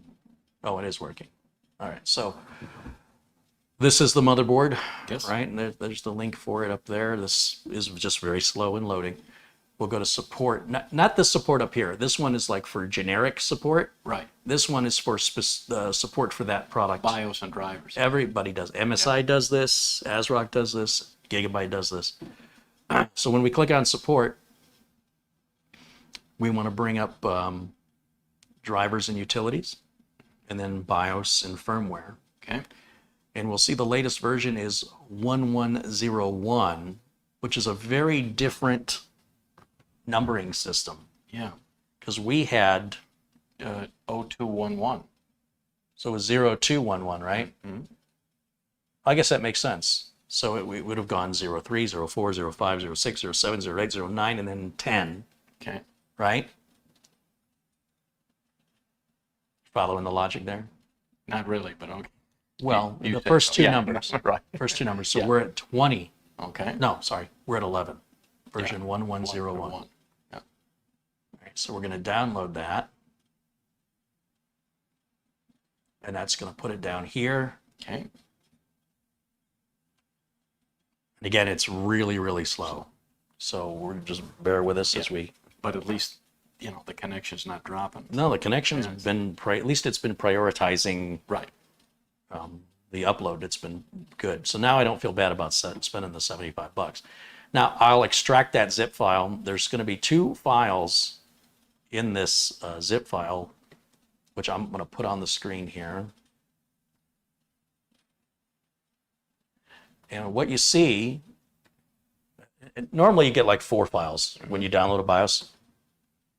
There's usually like a README file. There's usually a DOS executable. And then the biggest file, if you look over here at the size, the big file, if you don't know anything else, just know the big file is the one you want.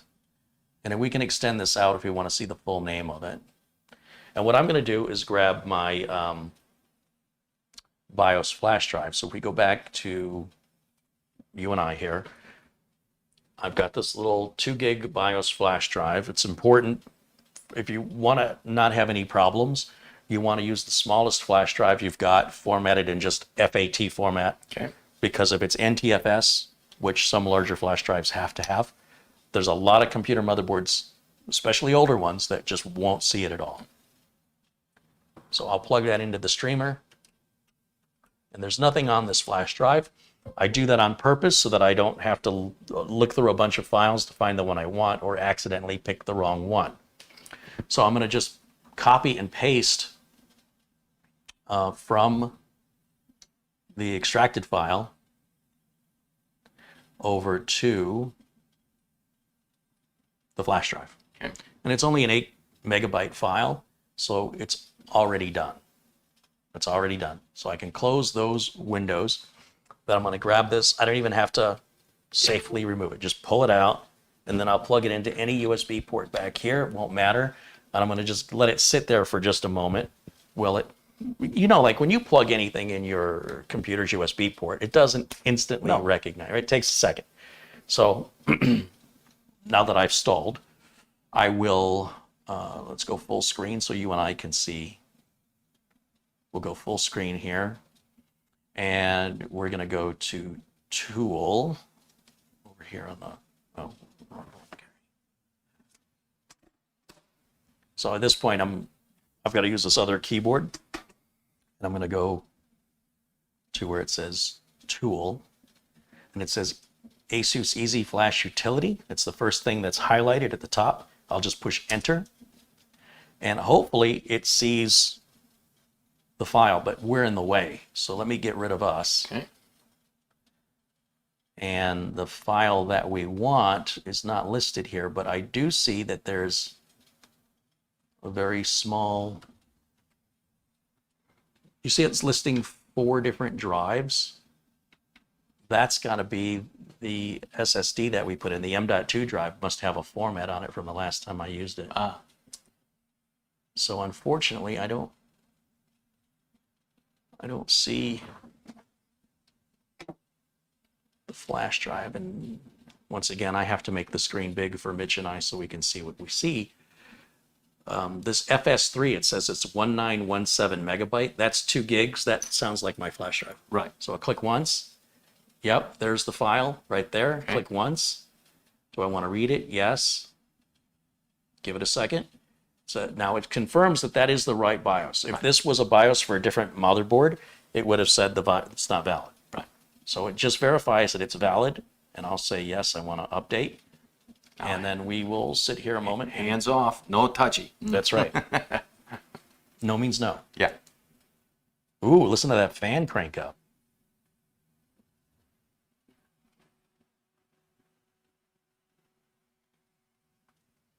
So while we're waiting for that, let me just take a quick look in the chat room.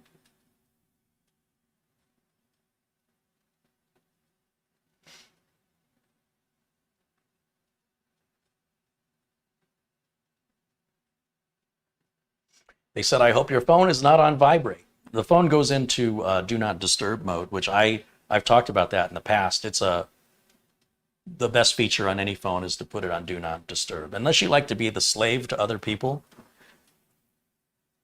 The bell is ringing, answer it. That's your job, slave. So by putting the phone in do not disturb, I am the master, and I will check my phone when I feel like it. And it won't interrupt a live broadcast. You So no, it's you not realize with my cell phone, nobody ever calls me. So basically, I pay $100 a month That's not true. for a watch. Every time I talk to Mitch, the phone rings in the background. And every time, it's his 85-year-old neighbor. Next door I'm neighbor. like, how often does she call you? Right. He's like, she hasn't called me all day. Right. I think she hears you talking through the Yeah, walls. walls are very thin. And she's like, oh, I should see what Mitch is up to and interrupt whatever he's doing. Right. No, she seems like a very nice Yeah. lady, and it's nice to know that somebody's looking out after you. You need a you need a little. Well, again, she's never been married. Supervision. Yeah, she's never been married. I've never been married, so she loves me. Oh. Terry Zanders with a $5 contribution Hey. says, have a couple of cold Cokes. You've both been working hard keeping this live stream going. Well, I just had to use Antenna Man. Man, yeah. All right, where are we at on this? We're Very almost done. close. Yeah. Now, this is going to automatically restart itself. Okay. Right? So when it's done, it's going to let us know that it's done, and it's going to let us know it's going to reboot. Usually it counts down. But I'm going to remain Hands-free. Yeah, hands-free. I'm not going to touch the keyboard. I'm not going to touch the mouse. And the system is going to shut itself off At least once. at least once. See how it came up with Right. that? So if we There's put once. ourselves right there in the corner, There's you'll once. see the system turned itself off. Now it's back on again. So that's And once. we're not touching it. That's once. And this sometimes just takes once. Okay. Other times it go 4 or 5 times. So just watch the fan. Yeah, it just took once. Okay. Oh no, no, it's still the message on the screen says it's still updating the BIOS.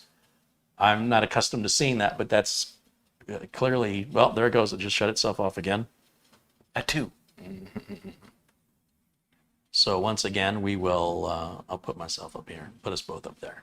But yeah, so it's, we're on 3rd reboot now. Okay. Again, still hands off. This is what you want to see. You want to see either an error message come up that there's no bootable device or whatever, or it'll take you right back into the BIOS. That's how you know when it's done. But you think you might have something on that storage drive, Yeah. Yeah. but it's not important. In other words, you could wipe it out. Oh yeah. But normally I do that so that it acts like new when I use it again. Okay. But for some reason, I got really busy, and thank goodness I put it where I could find it. Yeah. Count our blessings. But I'm done with the flash drive. I'm going to remove the flash drive, and I will erase this later because we don't need that file anymore. Okay. Now, we're going to hit, is it F1, I think, to go in the BIOS or something? Let's see what it does. I don't know. Yeah. And then after you update the BIOS, this is something I completely forgot about, but recently during a live video, I was reminded that you should always load the default values in the BIOS. This is why you don't want to overclock or anything unless you write down all your settings. Because if you do a BIOS update, you'll lose everything. There's So- our new BIOS version, 1101. Oh, was it in there? Yep. Right there. Okay, yeah, 1101, yeah. So right there. 1101. Yep. And then if we go over to exit, there should be like a load optimized defaults. Yep, there it is. Every motherboard manufacturer will have that. And I'll hit enter and OK. And then I'm going to save changes and reset. Now this may boot, even though it says you've not made any changes. I don't really know that I believe that, but I'm going to do it anyway, just to make sure. This may boot to the Windows 10 that's on that on that M.2 drive we installed, but I'm still going to have to reinstall regardless. Okay. Right, but that just shows you can move. Many times you can move a Windows installation from one machine to another. Now that it just did on its own. Let's see what it's going to do here. I'm kind of curious. Yeah, it's loading Windows 10. Yeah, you got Windows on it? Well, good. I don't know whose this was though. Oh, User. okay. Very common. All right. And then No password. it's going to detect a bunch of new drivers and stuff. Okay. Now, I'm not comfortable using an install like this that was built on other hardware because it's not a good stable platform, in my opinion. So what I'm going to do is we'll click, where's my mouse? We'll click no on this. And, well, whatever it was, I didn't do much to it. Like it doesn't have Uncle Carey's Windows 10 optimizer because this would all be shown. Right. The My Computer icon would be on there. So I don't feel bad about wiping it out and starting over. And that takes me to another quick tip I've been meaning to make. So here's what I'm going to do right now. I'm going to tap the power button. That should cycle the power off. Yeah, and it did. And we'll go back to camera 1, full screen, which is Control F. Camera 1, Control F. There we are. But if you're going to do a quick tip, you don't want me in there. So I better step out and you do your quick tip so Planet Cryos can... Well, I can give the quick tip to you while they watch. Okay. All right, so Oh, yeah. that's just rude. Okay. That's how you know he's getting old. He's taking naps. Yeah. I might be narcoleptic. All right. You know, I think that's how you can tell the difference between a child and an adult. Mm-hmm. When you're looking forward to taking a nap, Yeah. you're an adult. I don't want to go to bed. I don't want to go to bed. Get out of my way. I want to go to bed. I never take naps because I sleep in because I don't work for a living. So I sleep as long as What do you call this? Till my eyes open up. This is sleepwalking, not a nap. Well, then I don't see if you're not working. I guess you don't have to pay you then. Oh yeah, there goes that $1.50 an Get you, hour. Yeah, get you okay. a new pillow. Yeah, okay. I think that pillow guy is. Yeah, my pillow. Oh, okay. All right. Okay. So anyway, so one of the questions I get is, I want to sell a computer to somebody, or I want to wipe out a drive. I want all my data off of it. But there's different ways of wiping the data from drives. You can do secure erases, which are far more complex and can take many, many hours Okay. and require a bit of technical knowledge. Or you can just wipe the drive if you're just going to sell it generically or give it to a family member or a trusted friend. Like if I send you a drive, I don't expect that you're going to run a scan of everything on the drive to see what you can recover, although nothing would stop you from doing it. I just don't think you could be bothered. However, if you did have that concern, then you'd want to do a secure erase, and they do make hardware and software for that. We're not going to do that today. What I want to show you today is when you have a drive like this and you just want it basically erased, or you want to reset it. There are two different ways that you can go about doing that. Windows 10 should never require you to get the installation media. Everything you need to reinstall Windows 10 is already in Windows 10. Okay. So what I'm going to do first of all is we're going to boot this back up, back into Windows 10, and I'm going to show you how to do the in-place reset. Just like you would do, have you ever turned a phone back in? And you go to the menu and you say, reset this phone? and it warns you it's going to erase all your pictures, it's going to erase all your data, and then you can then securely turn that phone in or sell it to somebody with no worries of your data getting out. Well, Windows 10 does that too. In the device manager or no? It's You not go- in the device oh, manager, but it's if we go to camera 2, okay, so it did boot. Let's go to well, Mitch and I have to go to full screen. But And- you're telling me you will not lose Windows. It'll wipe it, or you will lose Windows. It will wipe. Like, let's say I had software and pictures, Right.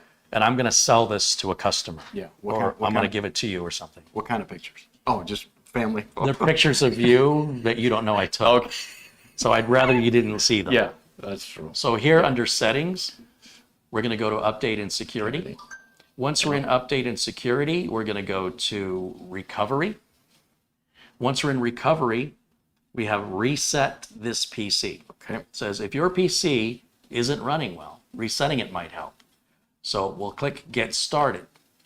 Now, do you want to keep your files or do you want to remove everything? So if you have kind of a computer that's acting up and you want to do a reinstall, but you're worried about what about my files and my settings? This will remove all of your programs, but it will keep your documents and pictures and music. Okay. Right? So if you're like, well, the reason you don't want to do a reinstall is you don't have your product keys anymore. Right. Neither one of these options is going to be helpful to you. But if you were just going to download Windows 10 and reinstall it again, you don't have to download Windows 10. You just click remove everything. Okay. We click that, and now when it's done, it says, all right, it just wants to make sure that you're absolutely going to lose all your stuff. You see the change settings button right Right. there? It says just remove your files. This is quicker but less secure. No. We want to do, we'll confirm this, we want to wipe and reset of Windows 10. Okay. So we'll hit next. And it says, it's warning you, we're going to remove all your personal files and accounts. If you have multiple accounts, they're going to be gone. Okay. We're going to remove any changes that you made to Windows, any, like Uncle Carey's Windows optimization tool, blah, blah, blah. We're going to remove all the apps and programs. We're going to reinstall Windows, and it's going to take a while. And we hit reset. Now that, it sometimes takes longer, Okay. but at least you don't have to make a flash drive and download the media and go through all that stuff. This just happens automatically for you. Once it's complete, then all your Windows updates will have to be applied. So what that means is, and this is an important caveat for you guys to consider. What that means is if you originally installed Windows 2009 on here, it's going to put it back to 2009. Okay. So you're going to have to reinstall 20H2 when you're done.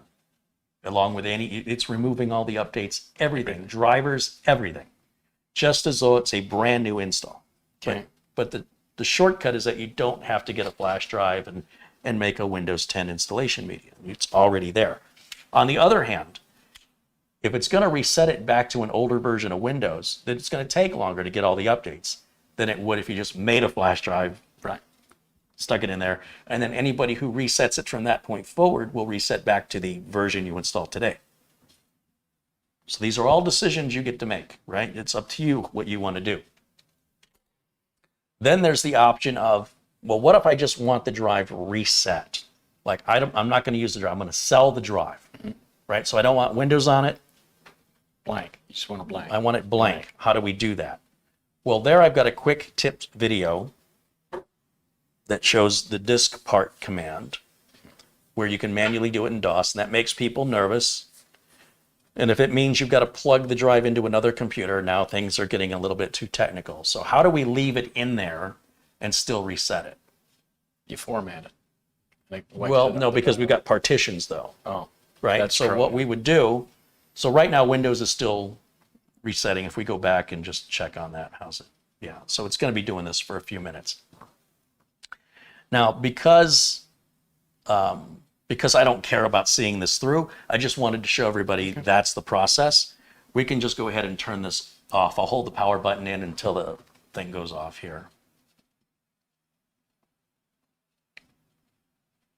Okay, so that's shut down.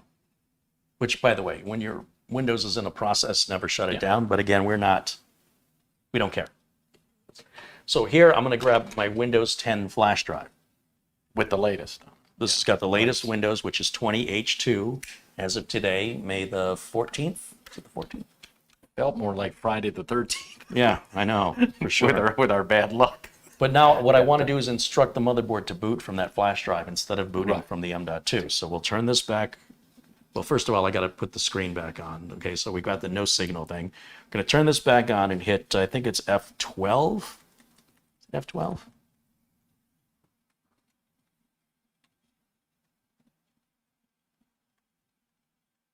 Yeah, see, it's still booting from the, it's still trying to do the recovery. Right. Now it's undoing the changes. I don't want any of that. I want to do, we'll just go into the BIOS. I hit delete on the keyboard. Get me in the BIOS. BIOS, please. There we go. And while we're in the BIOS, we'll go to, we go to exit. Oh, I got to use the other mouse. We'll go to exit. Right up here. And we want to change, well here, boot. We want to boot right here. So I just click that. See, it's under boot override. So now it should boot to the flash drive, which is a Windows 10. It's the same Windows 10 installation media you've seen me use a million times before. So we're just going to do the same thing we always do, right? We click next, we click install now. We need to pick a version of Windows. We need to agree to the end user license agreement. We tell it we do not have a product key. We want Windows 10 Pro, although this technically doesn't matter, but I just like to keep everything the same. Click next. So again, end user license agreement. And it's going to say what kind of install. We always want to choose custom. Now you see all the existing partitions? Right. Click on each one time, and then hit delete. It'll warn you. Yeah. Yeah. One time, delete. Do that for the 4 partitions on that drive. When you're done, it'll just look like a brand new drive.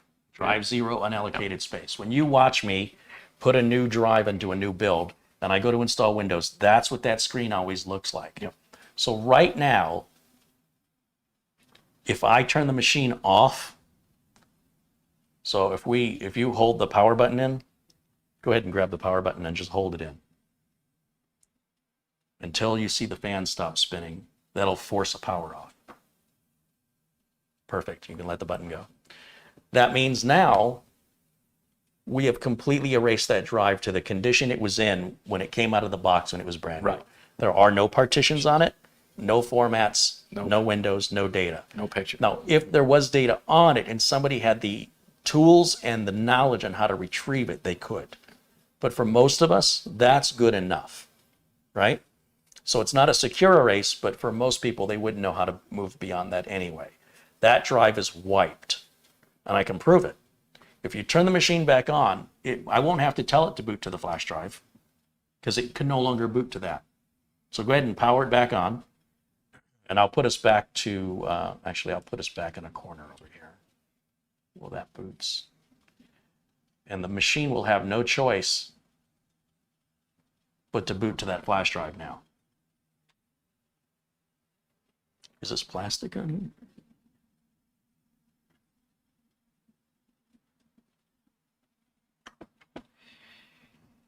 here? Excuse me. Zoom tight. It's like there's plastic on there. Okay, so when we're back to the same, are you going to get it? Can I do it? Yeah. Whee! All right, so again, we're back to the same install, right? Just as though this was a brand new, like I'd never used it before. Okay. This was brand new out of the box. It's never been used. Once again, I'm going to get rid of us in the corner for a moment so we can focus on the screen. And we'll go through the exact same steps. You remember what the steps were? Next. Mm-hmm. Install now. Yep.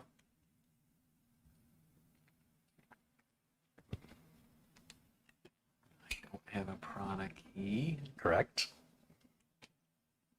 Windows 10 Pro. Mm-hmm. Next.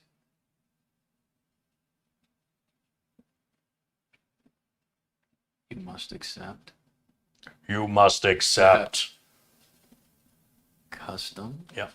And that should be blank. There it is. And that looks just like any brand new drive taken fresh out of the box. Whether it's a solid state drive, whether it's M.2, whether it's SATA, NVMe, it's always the same. And because we only have one drive plugged into the motherboard, the flash drive doesn't even show up as an option because Windows is smart enough to know that it's loaded from that. And then that's how we would then install Windows. So let's go ahead and install Windows, right? Since we don't know what version we were resetting. We'll get it loaded. And I wish I was. All right, here we go. Here we go right now. And there it is. Now that's going to automatically put those 4 partitions, format them, and then put the Windows 10 installation files over. Yeah, fast, because that's a... And there you go. That's how that's done. Yep. We'll bring us back. There we are. So while we're waiting, if anybody has any questions for me or for Mitch, please ask in the chat room. Ooh, listen to that fan cranking up.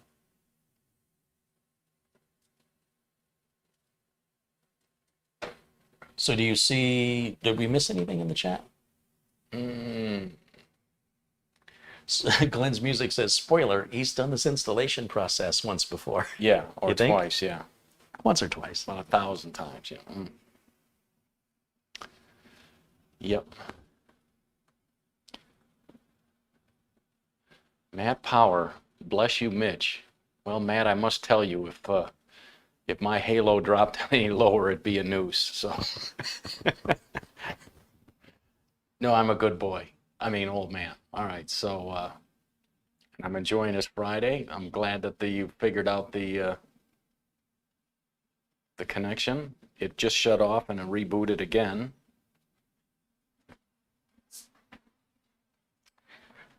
I'm getting a little peckish, Mitch. Yeah? What are you thinking tonight? I don't know. I didn't really give it any thought. Thought. What do you, pizza, wings, steak, lobster? Lobster thermidor. I don't care. You don't care? You're not a sushi eater, so you don't like it. No.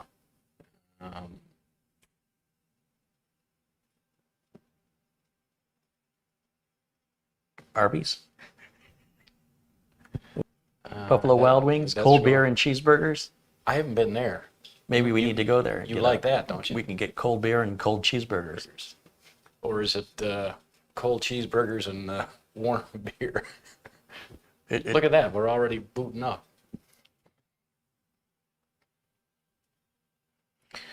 Should you update your BIOS every time a new one is released? That's a decision you have to make. Well, with every BIOS update, there are benefits. The BIOSes are not released for the heck of it. You may choose to only install a BIOS if you need it. That means you are a reactive person. Or you can update a BIOS before you might need it, and that's called being proactive. However, in particular with some AMD motherboards, there may be some warnings that those latest BIOSes are only for compatibility with the latest chips, and that you cannot undo it once it's done, and that if you have an older chip that the BIOS doesn't support, the new BIOS won't support it, then you will cause a problem. So that old wives, your machine's working well on the BIOS that you have, leave it alone. I would, well, here's the difference. Like when customers pay me to work on their computers as a qualified technician with over 30 years of professional experience, I will always update a motherboard's the BIOS of a motherboard for all of my customers universally. But what I need to start watching out for is to ensure that and it's too early. Nobody's brought me any of these, the latest boards from AMD, where they're doing this. They're making the boards compatible with the latest chips at a cost of making them incompatible with some of the oldest chips. So you've got to be careful with that. That's never really been an issue in the past, but it's becoming one because of this. AMD has one of the worst socket designs. They're still using pins on the bottom of the CPU, and they yank out and potentially damage it when the heatsink won't become unglued. And as far as I am concerned, I would like nothing better than to see the AM5 socket come out Okay. so that we don't have these kind of problems. Okay. This is related, this is related to keeping that same AM4 socket this many years. You're going to potentially have these problems.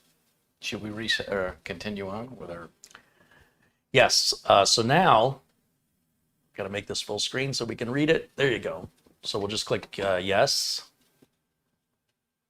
and yes, and skip, To my Lou, my darling. Okay. and click I don't have internet, That's for sure. and continue with limited setup. Yeah, yeah.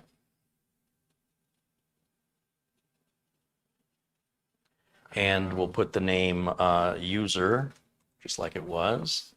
And next. For password, just hit next, leave it blank. And we'll unclick all these but location. Yes.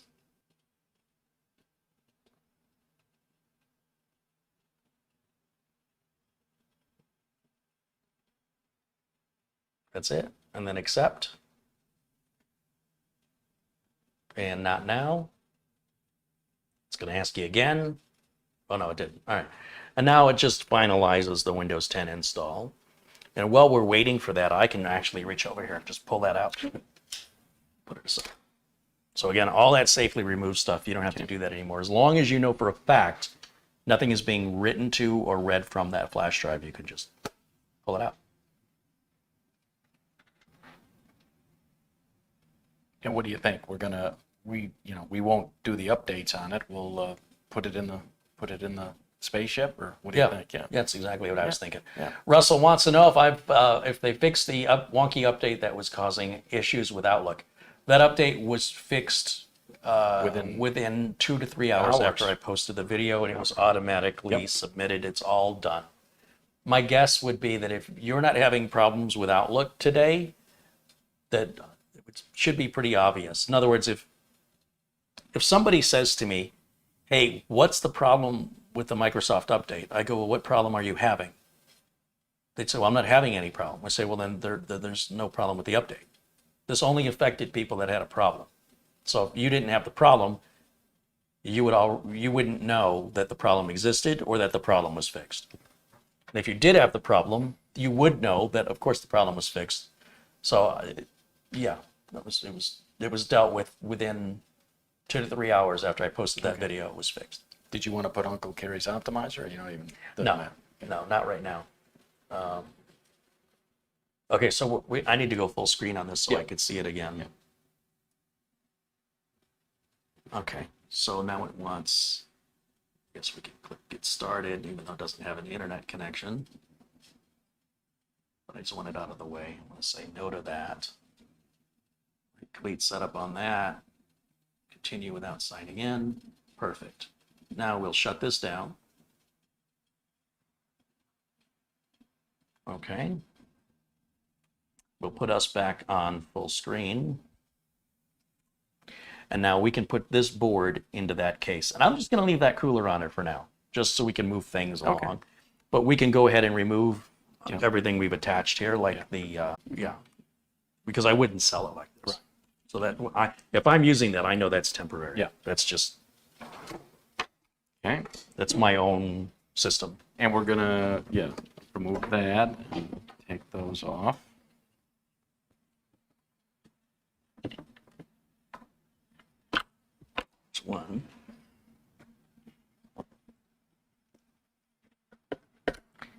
Russell says, I don't use Outlook. I was asking for my boss. Well, again, having the issue that basically the question should have been to your boss, are you still having the problem? Right? Because if we're making an assumption that the boss's issue is the same issue that we were talking about. If the boss's issue is the same problem we were talking about, then asking the boss, do you still have the problem? You'd know the answer. If the boss says, yes, I'm still having the problem, then that is a different problem from what we were doing. What are you pointing at? Oh, went down to red again. Oh, our connection was weak? Yeah, spiked up. Okay, so we need the case.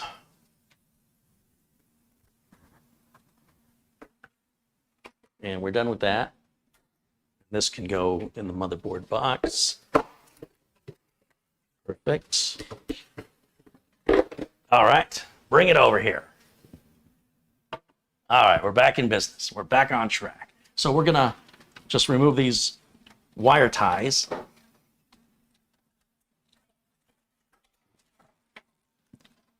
If you are supporting, here's a piece of advice from your Uncle Carey. If you are supporting somebody who uses Office 365, like Outlook and Word, Excel, I would highly recommend that you follow Office 365 on Twitter so you can be made aware and alert of any known issues and their current status. The Microsoft team will tell you much, much sooner and more reliably than listening to anybody on the, random YouTubers. Get it right from the horse's mouth, and then you don't have to wait and wonder until you have an opportunity to ask the Microsoft team. And then, by the way, this is true of a lot of products. They have a Twitter feed. And even if you don't use Twitter, it's worth signing up just to follow those particular things to be alerted if you're in a support position. Best recommendation I've got. Now, when it comes to these front port headers, they're obviously running out through this one wiring hole. And then we've got some Velcro ties, some nylon zip ties, and some screws in this bag that we're going to need 4 screws. On these mini ITX boards, you put 1 screw in each corner. So we need 4 screws universally on all mini ITX boards.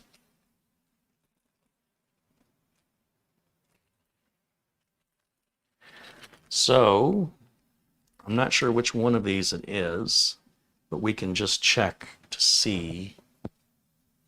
It's definitely not going to be a pointy one. These are the fine. Is this a fine thread? That's a fine thread. That's not working, so maybe it's the traditional coarse thread screw.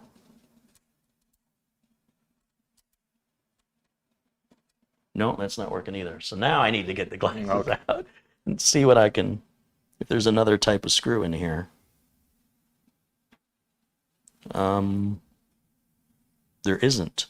There's a lot of these fine ones, so maybe it's the fine ones then. Let's see. It is the fine ones. So we need 4 of those. 1, 2, 3, and 4. And then we will put those, the rest of these rather, back in this bag.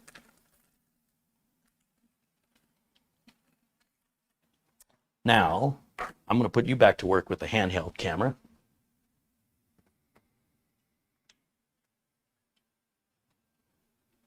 You want me on this side?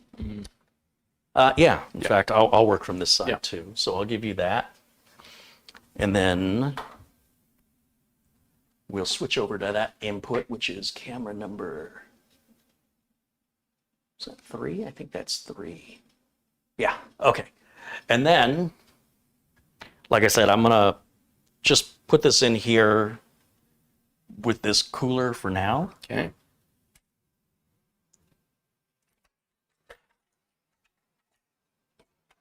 Just get that out of the way. This has its own built-in I/O shield, so we don't have to worry about putting an I/O shield in. You will see that it's going to be right up underneath these fans. It's going to be a tight fit.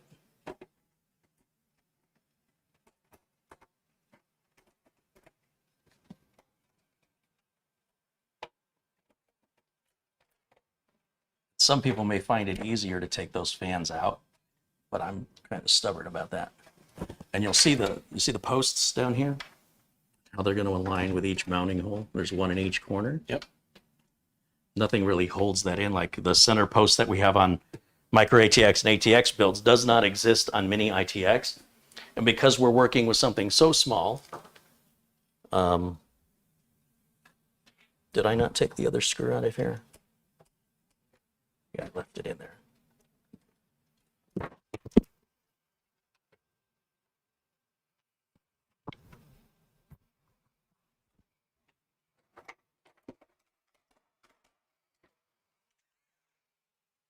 Okay, here we go. just get these started. I would normally go to an opposite corner here, like I mentioned earlier, just to help keep things aligned.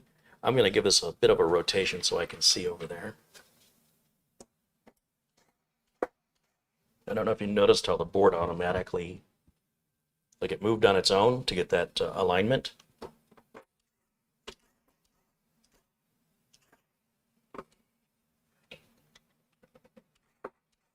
That's better. And then just the last one is going to go way back into this corner, way back here.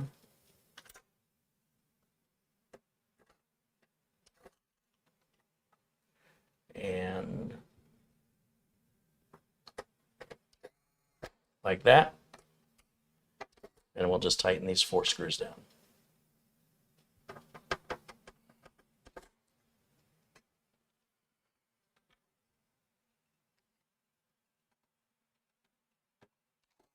Now, if you're a novice builder, you should be tightening screws by hand. It's okay to use an electronic driver to remove screws, but definitely as a novice, I would not recommend using an electronic driver for a novice, unless you're taking screws out. So here we've got, what is this? This is the HD audio connector. This is the, what is this? Guess I need my glasses back. This is the hard drive LED. And so all of our connectors, they go right down here next to the power connector on a on a mini ITX board. Normally this connector is down here, but this board spacing doesn't allow for that. There's some kind of wonky connector here. I don't know what's going on with that. And this cable's interwoven between it, which bothers me. This cable is, what does this say? It says this is USB 2, and USB is right here. It says USB right on it. There's a pin missing on the bottom right here. There's a pin missing on the connector where it's blocked. We know that has to go on. Can you see that okay? Can you come around? Can you maybe come at it like from here? There we go. So that's going to go right on there. Just like this. Perfect. And then somewhere in here, what's this? That's some kind of power cable or something. What's this one? This one says it's the power LED, which is split with 2 cables. And we'll put these 2 right above the hard drive LED, which I can't see. So I'm going to take the hard drive LED off of there for a moment, so I can plug in the positive, negative. Positive has to go towards the edge. That one there. Now I can put the hard drive one back on, right behind it. And then this one, oh, that's the same. I keep seeing the same cable. Let's get this out of the way. Let's get that down. I don't want to look at that. This one right here is the power switch, though there is no reset switch. So you see it says power switch. And that goes where we just had the temporary cable, the temporary power switch we were using, which was on these 2 pins. Right there. Okay. What is this? Oh, this is HD audio, which I don't know why they've got it coming through here.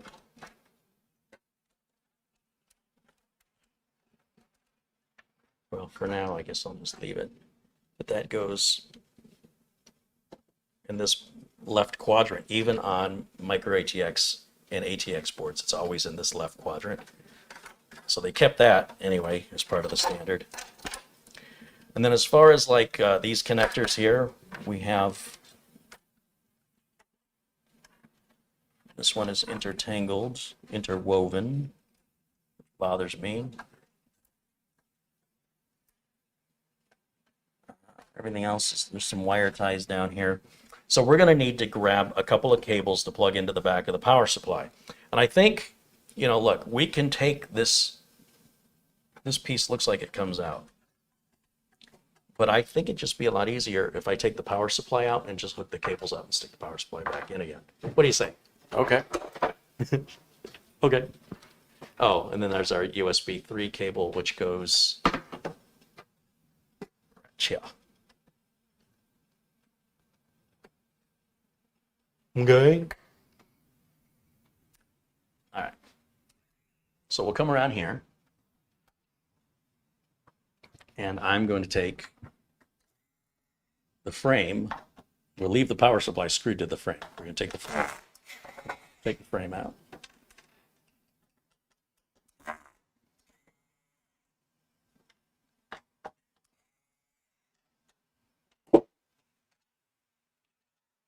See why those are there now? Yep. And we're going to hook up cables. So going back to the bag of cables that came with the power supply, we are going to need, let's see, the power cable needs to go into the motherboard box. Don't want to forget that. These are just regular SATA cables. More SATA cables. Video power. There's the Molex. We're going to need one of those. More Molex. More video power. Motherboard power. CPU power. I think that's all we need, if I'm not mistaken. Hope I'm not wrong. You know, that bag would make a nice shaving kit, you know, when you travel. Well, maybe when I get old enough to shave. Okay. I can look into it. All right. All right, so all I'm going to do right now is just plug everything into the power supply. So this big 24-pin motherboard cable has a large connector right here. That goes to the motherboard. This one right here is the one that goes to the power supply. And these two connectors, they're the only two that size on the back of the power supply. And you'll see the clip, and you see the little notch cut out for the clip. So that's going to go just like that. Oops. And like that. So that's our main 24-pin power connector. Then with the CPU power, this one gets a little bit confusing because this connector says on it, I mean, if you look, they both have 8 pins, right? If I hold these together. But they're nice enough to say this end goes to the power supply, this end goes to the motherboard. Now, they don't need to write this down because some motherboards only take a 4-pin, and this one doesn't split.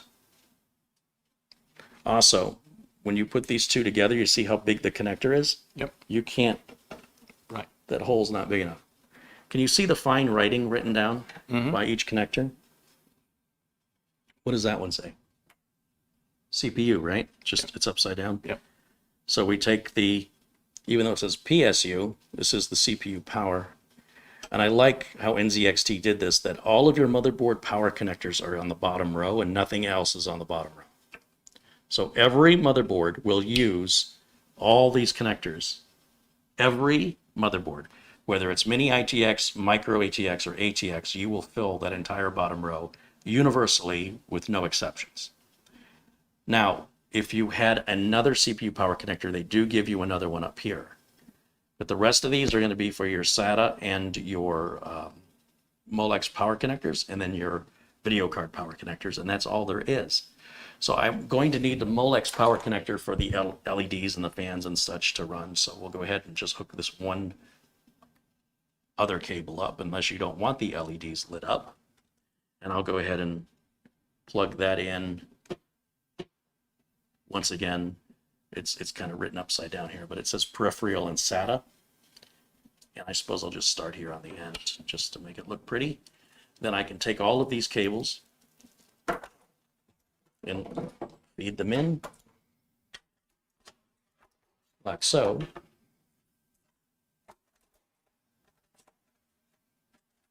There we go. And we'll slide that in. And you know, now that it's been in and out once, it went in a lot easier now. Remember that struggle you had? I don't. You don't remember it? It was so traumatic you Yeah, blanked it yeah, out. I don't. Blocked it. I don't recall, Your Honor. All right.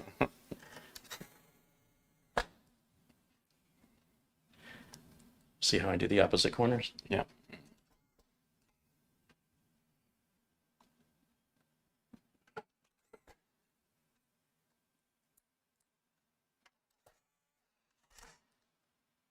That sounded weird, didn't it? And then I'll just tighten it down a little bit more.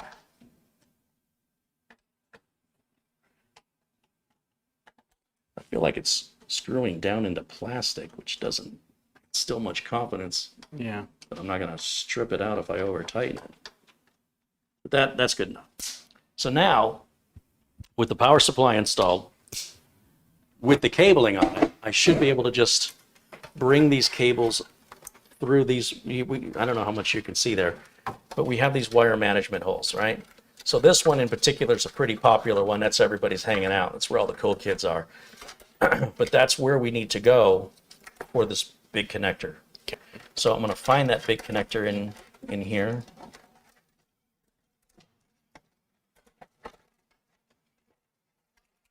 Well, here's the little one. That little one needs to go back here, and we have a cable management slot for that one.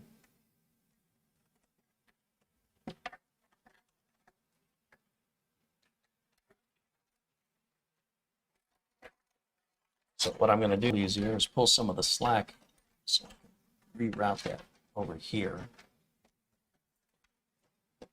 Now, once again, you can pull the whole tray out. My hands are small enough, I can easily do this.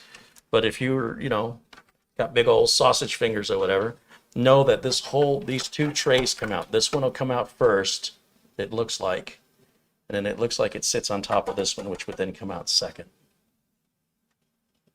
I don't know if you can just pull this one out first, but that would certainly give you a lot more room if you can. So this is the CPU power connector, the little one that I can guide to this wire management hole right here. And then I'm going to plug that in right here.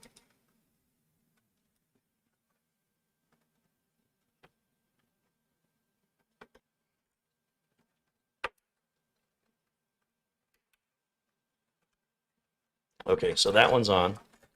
Then we've got the big 24 pin, and we also have these fans, right? We've got these two rear fans. One can plug into the other one, just like that. And I'll worry about making it look pretty later. And then this one, whatever this one goes to, can plug in. It's like Christmas tree lights. Just keep them all fed. See that? Yep. You notice they're only using the same 2 of the 4 cables on all these? Can you see that? Here, here, and here. And then as far as the power supply goes, like I said, I've got the big 24 pin connector right here. That's got to go there. So what I'll do is I'll just shove all these other cables aside. Look at that.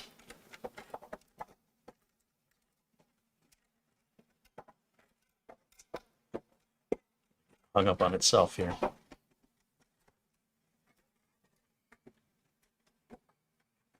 Did you have a joke about spaghetti earlier? Spaghetto. Spaghetto. I got my spaghetto going on right here. What I want to do, this cable's kind of twisted, so by pulling all the slack through, I can untwist it. Then I can align it where I need it and seat it comfortably into its connector. You getting all this? Cameraman? Indubitably. Indubitably. Oh, look, here's another one of those Molex thingies down here. Oh, that's so once again, this one as well can come up through the same wiring management hole. We're just going to use one wiring management hole for this right now. And there's like this cable's in its own way. So I will feed this one through.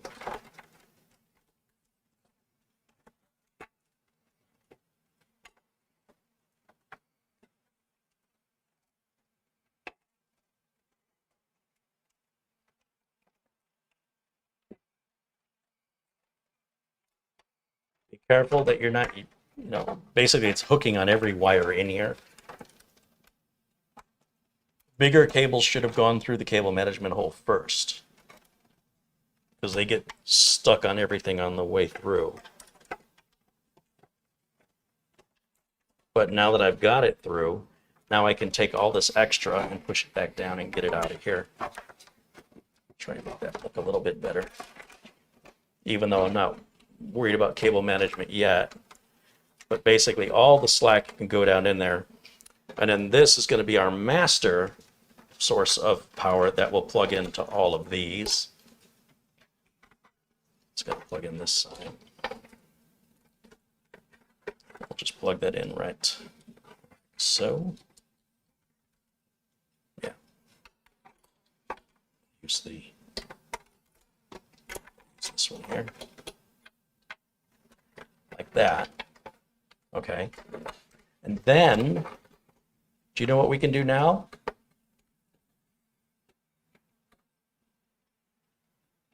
Did you say dance and sing?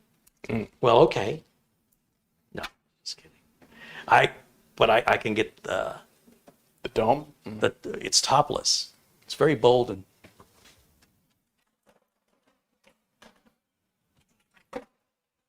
let's put the lid on it. Put a lid on it, Mitch. Right. Ooh, very nice.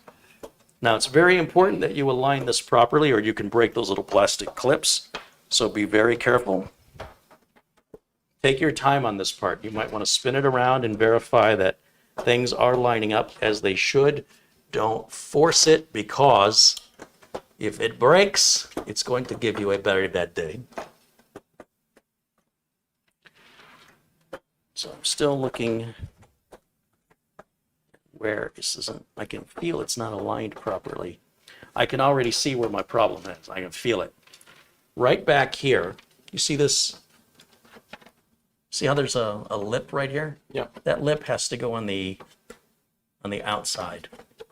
So I would do that first. Put the lip on so that you don't want the lip to be behind this. If it's behind this, it's going to be a bad day. Can you raise the camera a little bit? Yeah. You don't want this piece right here going back behind it. You want it in front. So do that first on both sides. Once you do that, then these little plastic posts should just seat right into their respective sockets. And you just push it and you'll hear it click once it's in place. With that done, we can also grab the canopy, which is so dark you can't see through it, so that's why I'm not too worried about cable management. I will fix it. The canopies. Oh, we having peas? Canopies. Canopies? All right, so there's that. Okay. And then we have that rear piece in the back, which we set back here, that's held on with magnets. And that this is optional, but it's, completes the look. And that just simply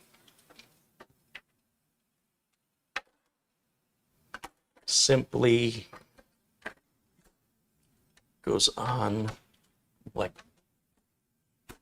that. And the build is done, Mitch. It's complete. Don't look at me. Nobody wants to look at me. Okay. What's wrong with you? Ooh. So we plug it in, turn it on? Yeah. Okay, I'm going to step around. I'm going to grab the HDMI cable and the power cable. So here's HDMI. We're going to go right back where we were back here to the HDMI output of the built-in video on the CPU. Okay. And then, of course, I need power. Okay, so we're going to come back here, plug in power, and then we can flip the switch to the on position. And if I bring this around this way, Mr. Mitchell, Okay. and I hit this button right here, look at, see it light up? Yeah. Oh, it sounds like my fan is running into one of the cables is rubbing into the fan. Had to know that was going to happen. Oh, that's not my fan, that's their fan. All right, well, anyway, let's, you're way too close. So there's the machine all built, looking pretty. And there's a logo down here on the ground. I guess that's what you were trying to film. Yeah. And I'm hearing a fan, one of these two 80mm fans in the back, maybe rubbing up against a cable, and I'll have to pull the canopy off to fix that. But if I go to camera input number 2, which should be that computer, it has booted up perfectly. Now I'm going to go ahead and give Mitch a break. We'll go back to camera 1. All right, Mitch, you're good. You're clear. Thank you. Oh, let's see.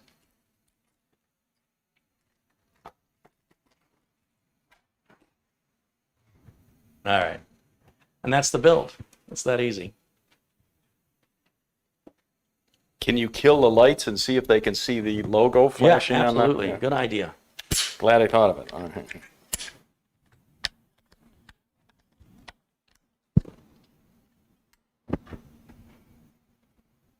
And the logo is turned for some reason.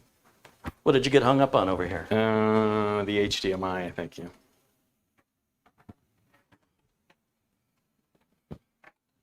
That's quite a spaghetto.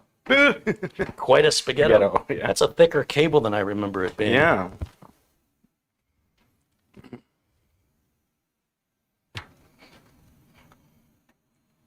Straighten this out before there's an accident.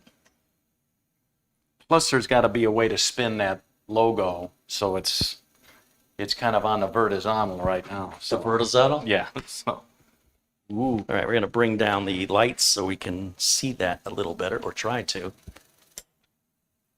it's right here. Let me see if I can go to camera.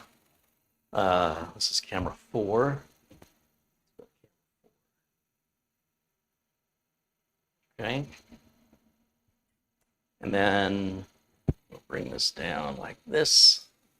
And then we'll zoom it in like that. Nice. That's why you would want it on your desk. You don't want that on the floor. You wouldn't be able to see that. Yeah, there must be a way to rotate. Yeah. Does it rotate on the outside? No. It's, whatever it is, it's crooked. But what that says, if I grab this camera here, do this. Oh, it's not going to let me grab it. No, I can't do that. It's not going to happen. Sorry about that, guys. It's cabled in. But anyway, right there. Let me grab this camera. I'll try shooting with this one instead.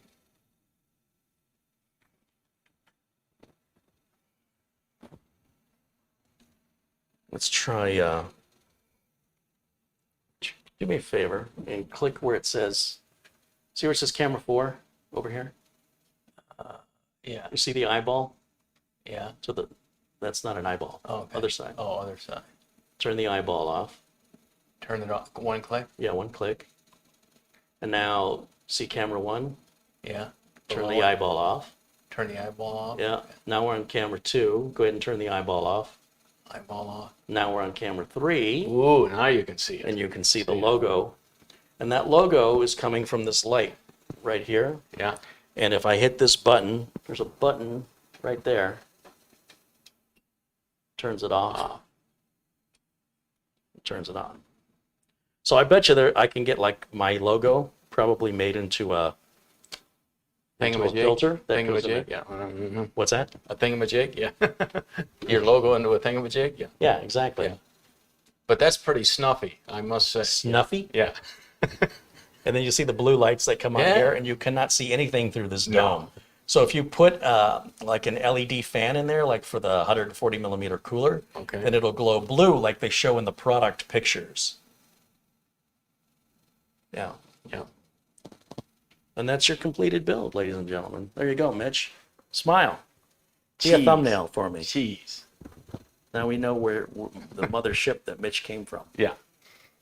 They're like, he got too big. The alien egg. All right. All right, so that's it. What do you Okay. think? I think it's great. That fan got quieter. It's Yeah. probably eating through one of those cables right now. Do me a favor, hit the camera 1 eyeball for me. Hit the camera 1 eyeball, which is this one. Yep. Nicely done, sir. You may yet have a career ahead of you in filmmaking. I want it. It's unique. No. Do you seriously want that? I mean, oh, it's great. Yeah, me too. Now, I got a beautiful place on a desk for it, but some of the things I have to revisit. One thing is the noise it's making. right. Now, we still had the 2 screws that go in and hold the canopy that we didn't put back. So in theory, I should be able to lift the canopy off right now. I think. Do you have to take the back magnet? I don't off? think I have to, you don't but think, but just to be safe. Yeah. yeah. And the cables are in the way now. But I'm going to try and do this because I want to see, I want to see which fan is making the noise. This makes me nervous. Yeah.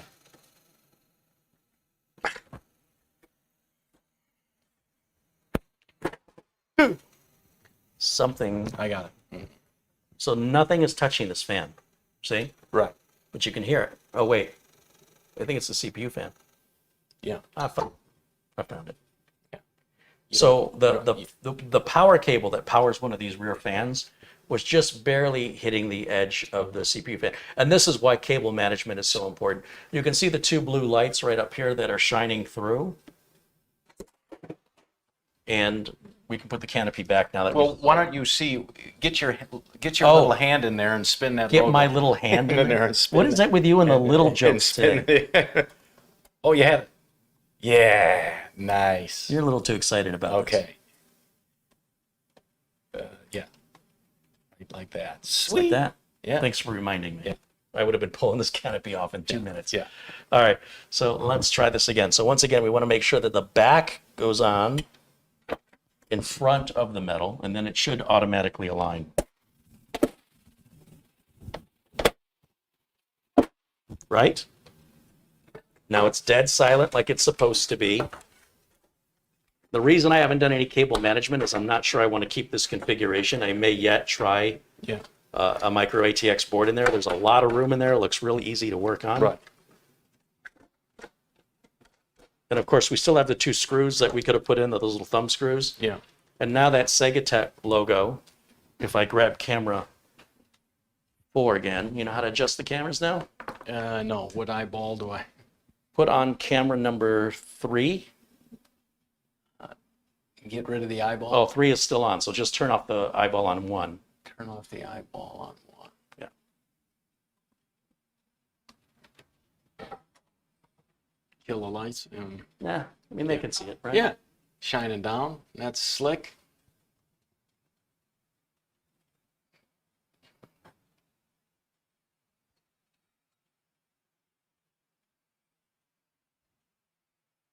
There it is. There it is. There it What is. do you have to say for yourself? What turned out to be not so great a day turned out to be a great day. So, Yeah, now we just need to finish it off with a good dinner. yeah. Yeah. Yeah. All right, so I'm going to put this camera. Go ahead and turn on camera 1 for me, if you would. What eyeball? The one eyeball? Cam 1, that's 4. That's for, That one's 1. click that one. Yeah. There you go. Well done. That's it. So any final questions? Concerns? Comments? Snarky remarks? You had Gamers Nexus and Mr. Holzman Right. Following close behind. building this.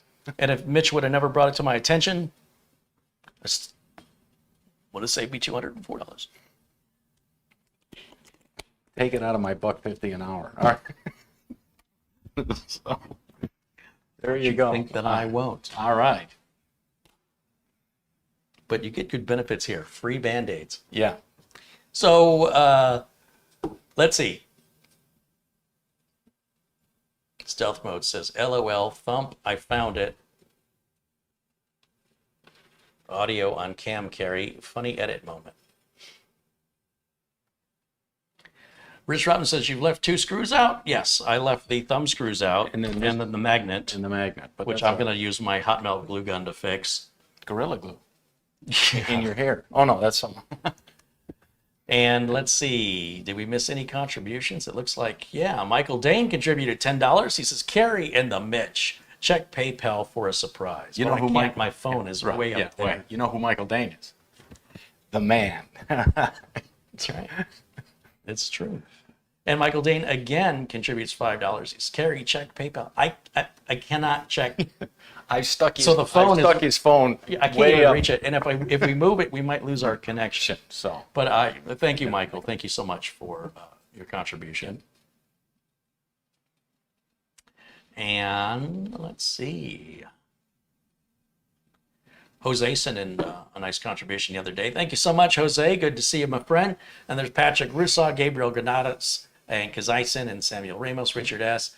Who else do we have in here? My buddy Ron, and Rick Lakes, Matt Power, Luke Greenia, Edius Maximus, Catherine Anna Hauserman joins us, just giving random shouts out here.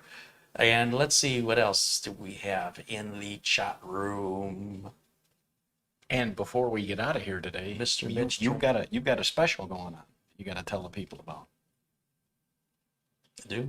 Yeah, RoboForm. yeah, This is true. yeah. The RoboForm deal is back on. It is 50% off. So you can get a year of RoboForm for $11.90. RoboForm is a password manager. Now, I don't like telling people what to do, right? I'm just showing you what I do. I've been using RoboForm for at least 15 years. Yeah, I've been using it for the past 6 months, and I kick myself as to why I didn't use it sooner. So It is absolutely, if you've never used a password manager, it's like never having a phone book in your phone that you had to remember everybody's phone number. RoboForm remembers all your passwords for you. You just have to remember your one RoboForm password. And it's usually like $24 a year, 23 something. So it's $11.90. If you go to roboform.com/carry, you don't have to use any coupon code. Just roboform.com/carry. If you want to do a renewal, there's a lot of people that are saying it doesn't work for renewals. Renewals have to be done with this special because it's just for you guys. This is not something that they're releasing to anybody, right? This is a very special deal for very special people. So you have to go to roboform.com/support and say, I'm a viewer of CareyHolzman and I would like to add more years at this price. You can have a total of 5 years. up to Up to 5 years. So if you've only got 1 year now and you want to take advantage of the $11.90 a year, then you can have a total of a 5-year subscription. If you've got 3 years now, you can buy 2 more. If you've got 1 year now, you can buy 4 more at that price. But you have to talk to their customer service. You have to tell them you watch CareyHolzman and that you were told that because you're an existing customer who wants to extend their subscription at this discounted price, that you had to contact support because they have to help you manually. They can't do it through the automated thing.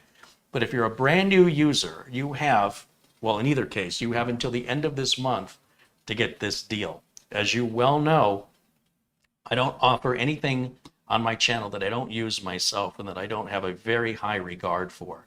So these kind of deals, I'm not going to hammer it for 12 months, okay? Maybe twice a year we'll offer something with RoboForm if we're lucky. And I want to thank the folks at Cyber Systems who make RoboForm for helping us and getting us this deal for the viewers. I think it's really nice of them. They don't have to do it. And if I were you guys, I would take advantage of it because $11.90 is less than $1 a month. for peace of mind. You can't put a price on peace of mind. And you can install this on as many devices as you want. So if you've got a laptop, if you've got a desktop, you've got a desktop at work, you've got your smartphone or your tablet, you can install RoboForm on all of those and it'll synchronize all your passwords for your account. Yep. They don't charge you. They don't nickel and dime you like other companies do. You can install it on any number of devices. It's unlimited. And it'll even fill in forms like when you're shopping and it's like, what's your first name? What's your last name? What's your mailing address? What's your city? What's your state? What's your zip code? What's your phone number? You just hit the RoboForm fill button and it'll fill all that in for you. I always recommend you double check it. Sometimes it doesn't, when they have drop down states and stuff, you still have to do that manually. And there's always improvements. RoboForm recently added a bunch of new features and I'm going to go over those in a separate video next week. I'll talk to you about what's the latest RoboForm update. We just got one today. Yep, today. New RoboForm update. All the updates are free. Again, RoboForm won't nickel and dime you. If you want the discount, there is no coupon code. You go to roboform.com/carry. Now, you don't get to spell Carey however you want to. If you don't spell my name correctly, you're not going to find the site. You also have to type in RoboForm correctly.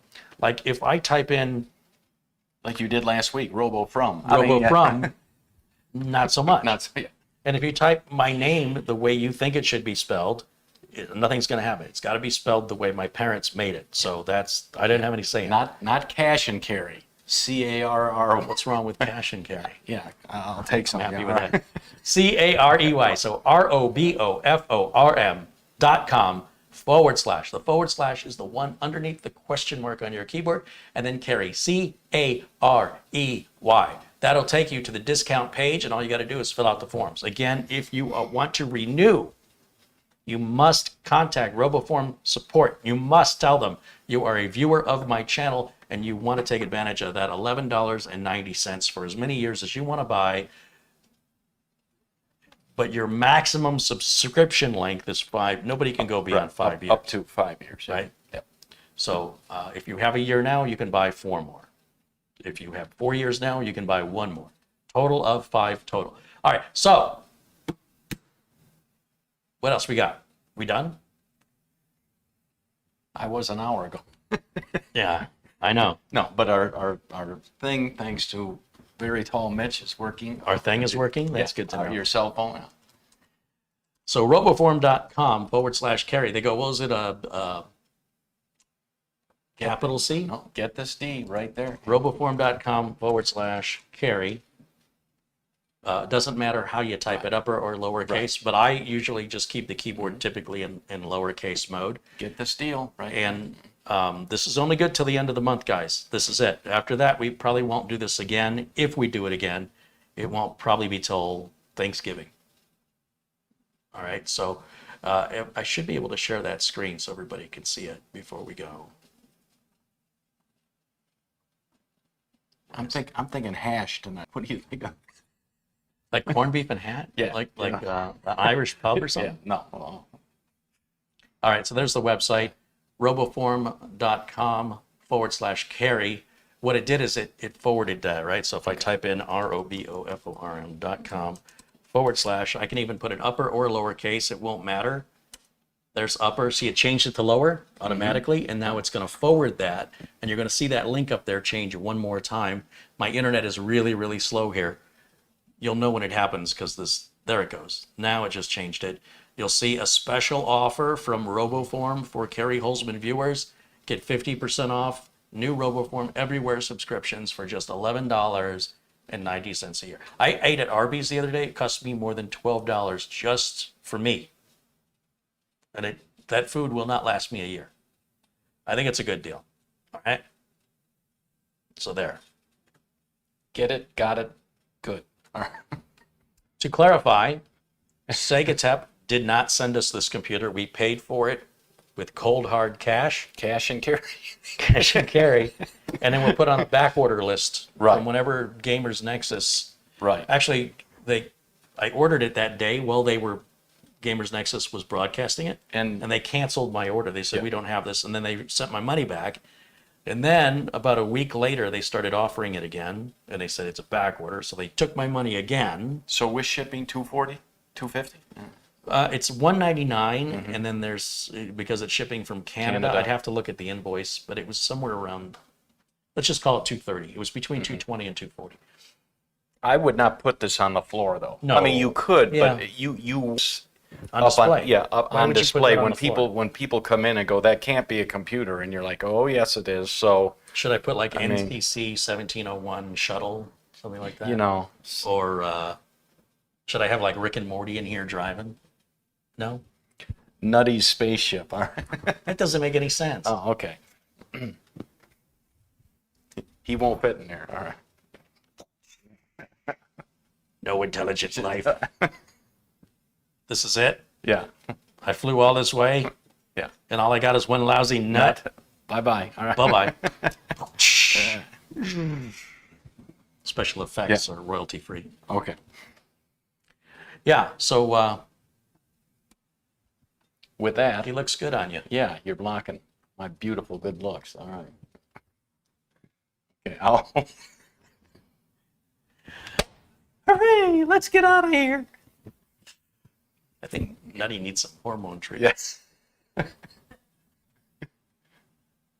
Have I been on? Oh, I've not. Which feed am I on? I don't know. I'm confused now. You had the screen with your Oh, Robo-phone. this is like really delayed. yeah. Holy smokes. Is it on pause? I don't even know. No. Well, All right, doesn't matter. That's all very confusing. let's get out of here. Yeah, should we go? Yeah. Okay. Seriously though, Nutty, you gotta work on that. Voice. Yeah. Yeah. Okay. Maybe we could do a little meeting with Meeting. Pavarotti, teach you how Okay. to do that. Okay.